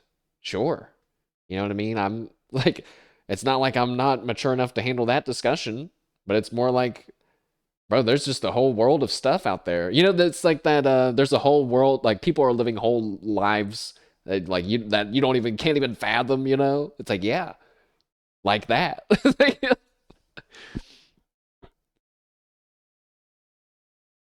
Bro, nothing. I don't know. I still would say my time at the store is a positive, been a positive one. But man, it really sucks when you're told you have to go and get the 1,344 count box of diapers, and then guess what shelf the Omega heavy ass box of diapers is on? The very top shelf. Of course it is. So you gotta climb up a fucking ladder and you gotta one arm pull that shit down. Dude, they're just diapers, but when there's 1,000 of them, they're heavy, man. ah,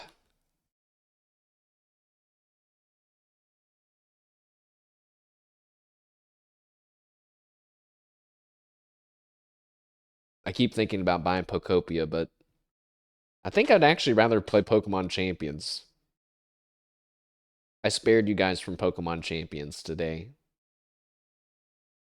Pokemon Champions is it seems kind of fun, but then when I look at the available Pokemon in the game and Spinda's not in it, I get turned off. I can't lie. I genuinely think I have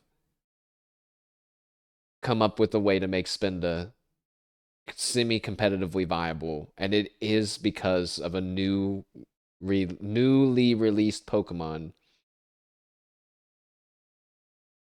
But I won't blab about that right now.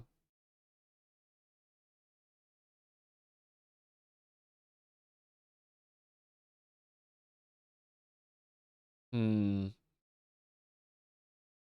Oh wait. Hmm. There were some demos that I wanted to play too, but I kind of feel like I need to get ready to shift down into bedtime. See, this is another, like, an annoying thing. Tomorrow I have to work at 1:30, but, like, so it feels like I could stay up late tonight, but if I stay up late tonight and I get into that sleep schedule, then later this week when I have to go into work at 6 a.m., it's gonna suck ass. It's my fault, though. I told them that I could work crazy hours. I guess it's my fault. But I felt like if I didn't have an open schedule, they would say, well, we don't need you. My advantage was that I have an open schedule. And technically it is. I guess it is open. I wish I could play Tomodachi Life. But someone like me can never play Tomodachi Life ever. Oh, what? Oh, shit! Guys, Mashed 1 month ago. Yeah, I can work at 4 a.m. That's exactly true. I I might have cracked under the pressure of finances, but I'm kind of,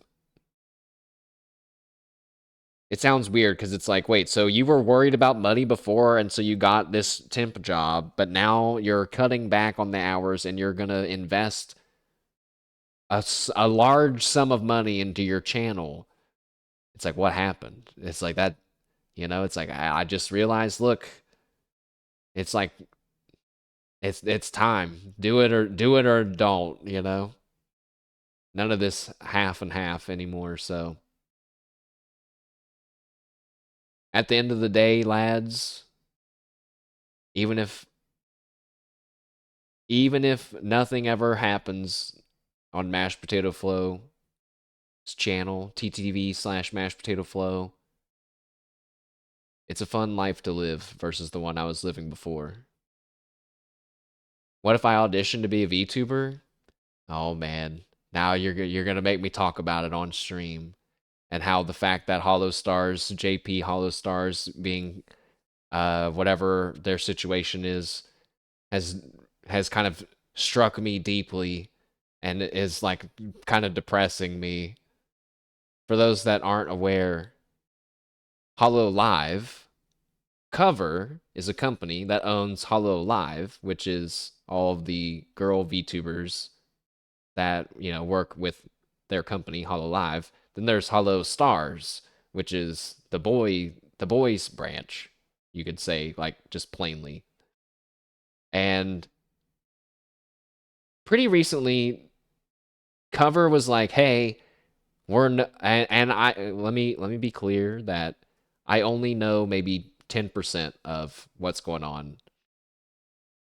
Haven't really been following it that closely, but they're essentially stopping support for the Hollowstar JP branch, which is odd that it's just the JP branch, first of all, but it's not like you can really sit there and say, "Oh, but they're still gonna help the EN branch." It's like, no, they're not. They're probably not. Like, if they are for now, they won't soon.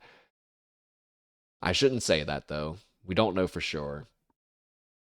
But it's hard to have faith in it's hard to have good faith in the situation. So they're making it they're not supporting them with like new song releases, with they can't just use the studio anymore. They have to like rent it out, I believe. Um no more voice packs. I remember that was a thing. Just if you're vaguely aware of the VTuber sphere and what goes on and the type of content that's created, basically they're not getting assistance with any of it. And that's with them already having not gotten much, from what I'm hearing, much already, because I'm not a big Hollow Stars fan. I'd like to be, but at the same time, I already feel like I don't have enough time to be enough of a Hololive fan as much as I'd want to be as one.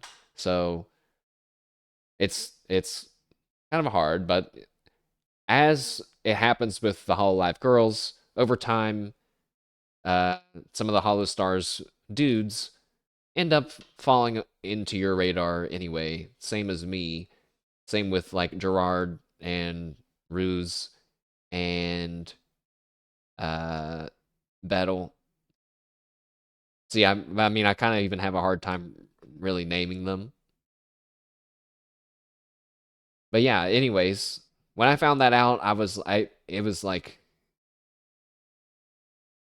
yeah, I don't know. It's kind of like if you were like a kid and you wanted to grow up and be in the NBA, and then the NBA was like, "Hey, we're not like we're downsizing and we're not accepting as many more people now." And even though like let's say maybe you didn't necessarily have the goal of wanting to be in the NBA specifically, it just feels like the idea of being a basketball player is more pointless now. It's like I don't know. Does that make sense? It's like, damn, if the Hollow Stars dudes are getting shafted, how is some random guy supposed to do? How you know, like oh my god. But that's like not the right way to think. But I also hope it kind of makes sense. It was kind of a depressing news update to get for me. But I mean, we live in we live in two completely different worlds. It doesn't make sense for me to say, ah, well, just now, you know, I don't even want to say they couldn't do it. That's wrong. Um, if these guys who were already on the stage and doing all of the work that they were doing couldn't satisfy what the world feels is needed from male VTubers, then what could I offer on a much smaller scale? Is it even worth it kind of a thing? But that's when it goes back to, well, man, if you're just streaming to be famous, I don't know how that's going to go for you. If you're streaming cuz you enjoy it and it's fun and it feels like it's not a waste of time on planet Earth for you to do, then I think that's enough.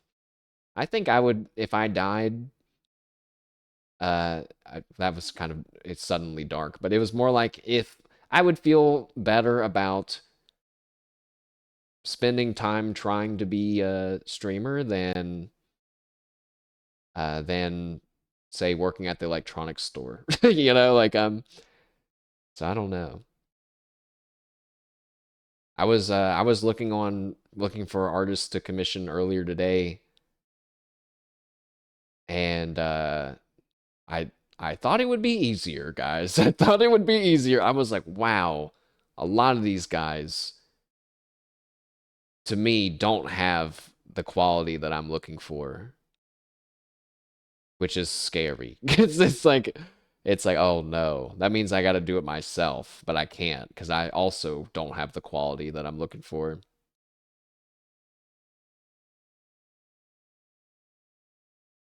But that being said, all of that being said,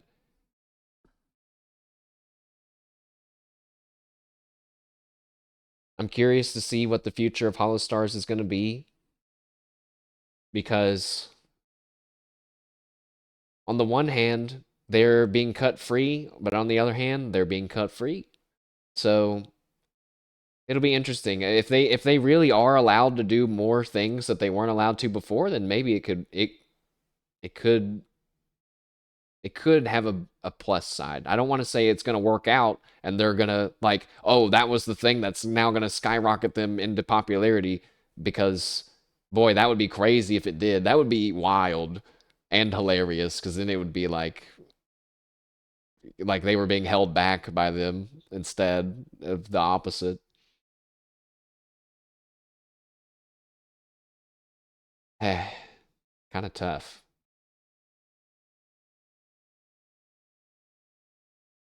Indie support while paying corpo tax.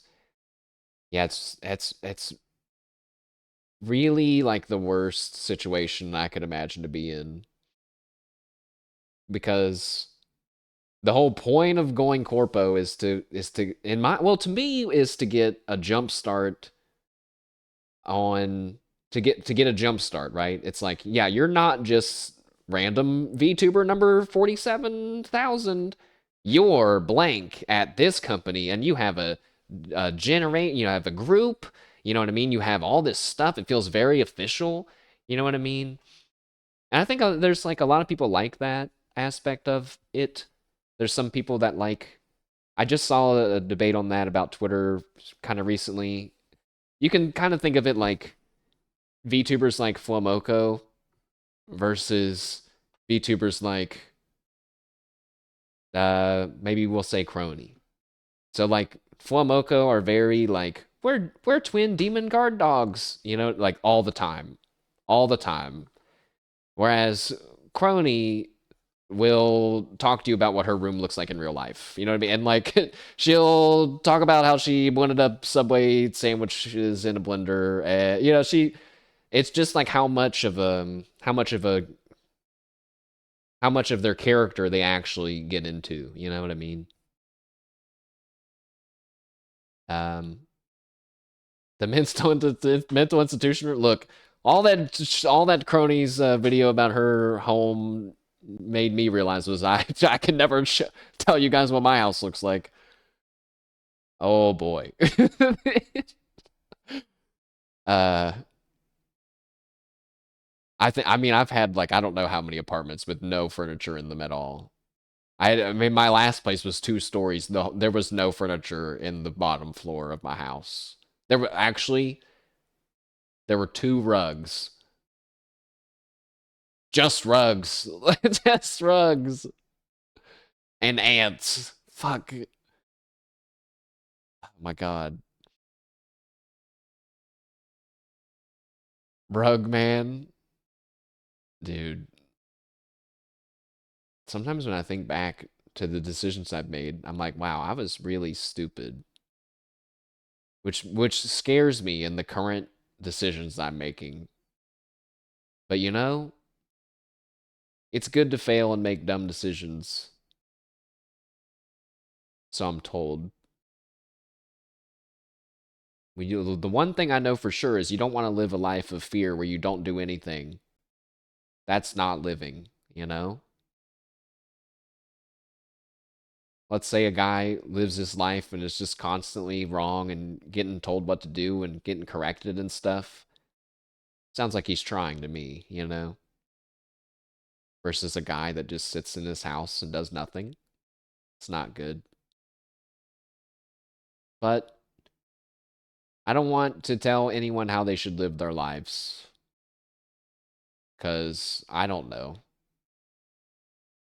I just want to hope that maybe by sharing my experiences, it can give other people perspectives on their lives. I don't even want to say that I can help people, but it is fun to talk and get different perspectives.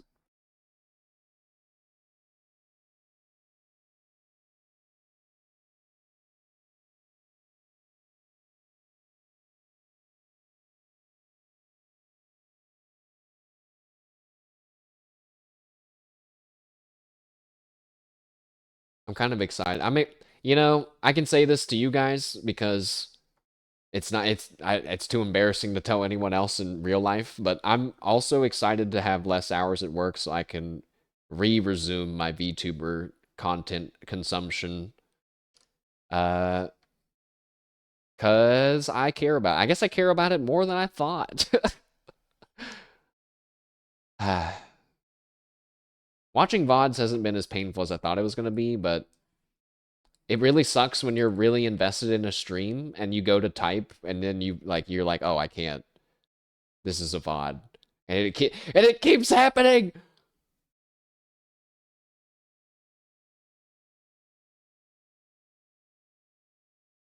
What happened to Fuamoko? Because they're all talking about the other one missing. Fuawa, the blue one, had to go get some kind of surgery, and I believe the surgery's already done. Like I think she's done, and she's just recovering now for I think like 3 weeks. That might have been a week ago.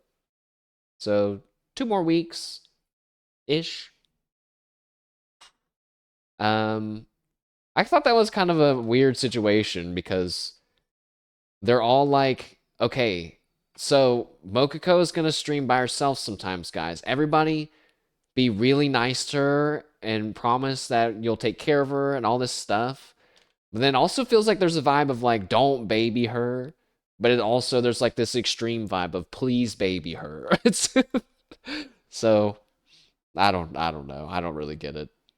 But I will give Mokiko props for the rest of time because her first I'm pretty sure her first like not her first solo stream, but like the first stream without Fuawa, which you can probably anticipate is going to get the most attention in terms of like, where's Fuawa? Are you okay? She decided to play League of Legends with Gigi, which is just hilarious. It's just so funny.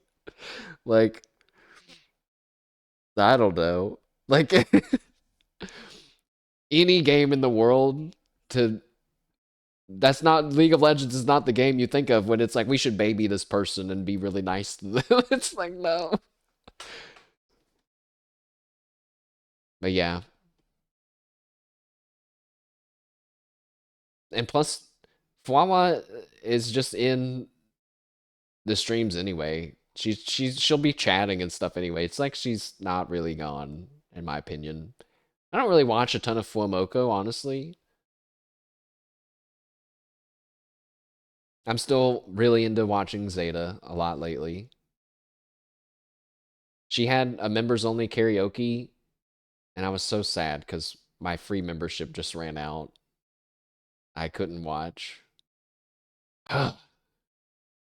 She sang Rick Astley's Never Gonna Give You Up, I think, for like an hour or something. And I missed it. How am I supposed to go on, guys?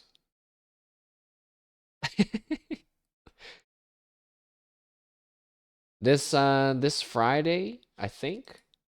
Next Friday, might be playing a new game on the channel. We'll see. Depends how much it costs. Maybe I can see right now. But Hollow Village is gonna be coming out. That's the Animal Crossing like Hollow Live game. Hollow Village. It comes out in 8 days. But it doesn't say how much it's gonna cost. Also, it already has DLC. Uh-oh. For outfits. Oh god.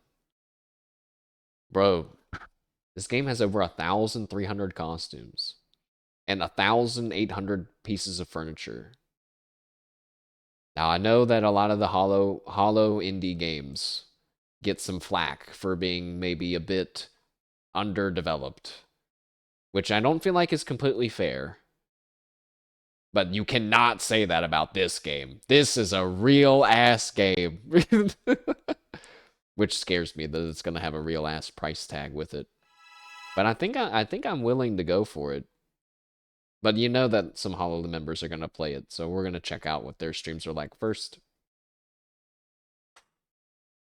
I don't really want to play as Subaru. I want to play as myself and go and talk to Subaru. You know, I don't want to be Subaru in a game. But that's just me. Maybe some other people think that that sounds awesome. Who knows?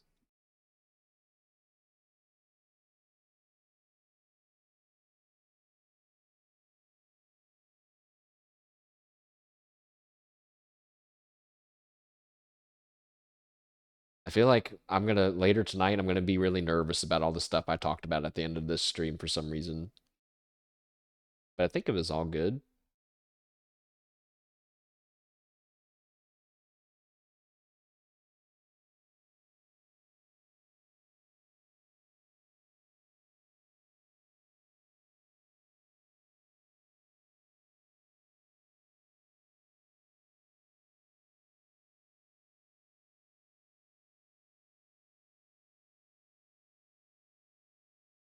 Hmm. So let's see. I work tomorrow and Friday, I think. I think the next stream might be some demos.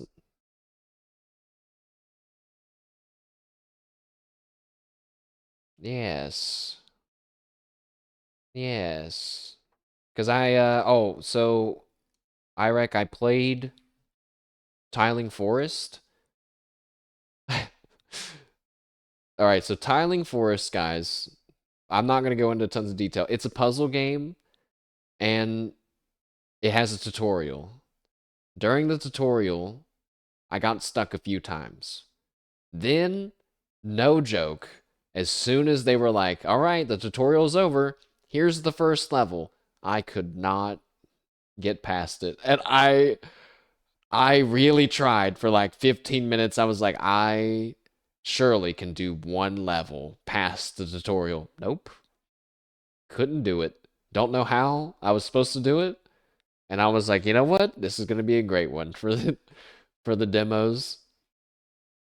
There's also a game called Modulus where it's just like a factory automation game, but the kicker is that you are making cubes and then you can like put the cubes into like a cutting machine and you can like slice it up into different sizes and then you can rebuild. You're basically there's like crafting while you're factory automating, if that makes sense. It's like a manual thing. I don't know if that makes it's really cool. And I was like, whoa, this is awesome. So you like take a cube and you turn it into two rectangles and you stack the rectangles on top of each other and put it in another machine and then it makes a special part. I thought that was cool. And then there was another demo which was like actually it's kind of like Sea of Stars, like pixelated action run around RPG. I don't know. I just kind of thought it looked kind of nice. Also, I downloaded Graveyard Keeper, but I don't know when we're gonna play that. Also, I'm pretty sure that an incremental game that's also a platformer comes out soon, and I'm not sure if I'm gonna buy it or not. Kind of feel like I should, just because the dev was really cool. Depends how much it is, I guess. All right, all right. I'm doing it. One, even though I'm almost positive it's not gonna work this time.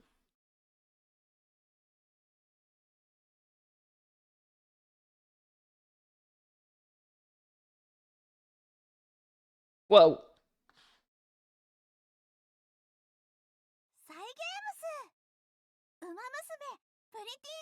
I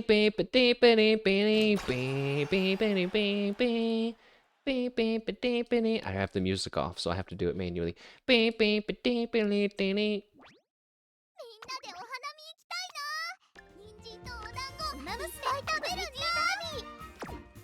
Subaru.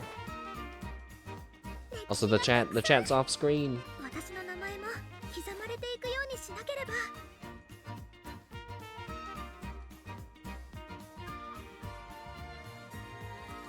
Subaru, please. Listen, I know. Listen, I know. I just asked for help so recently, but apparently Nishino flower is really important to get. So it would be really great if I could use another ticket and get Nishino flower, please. I don't know. I don't know if Nishino flower is Subaru's kind of character. I don't know. I have to believe.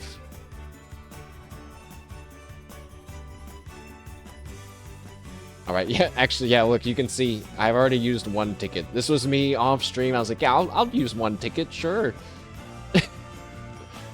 All right, this is the only other one I'm doing.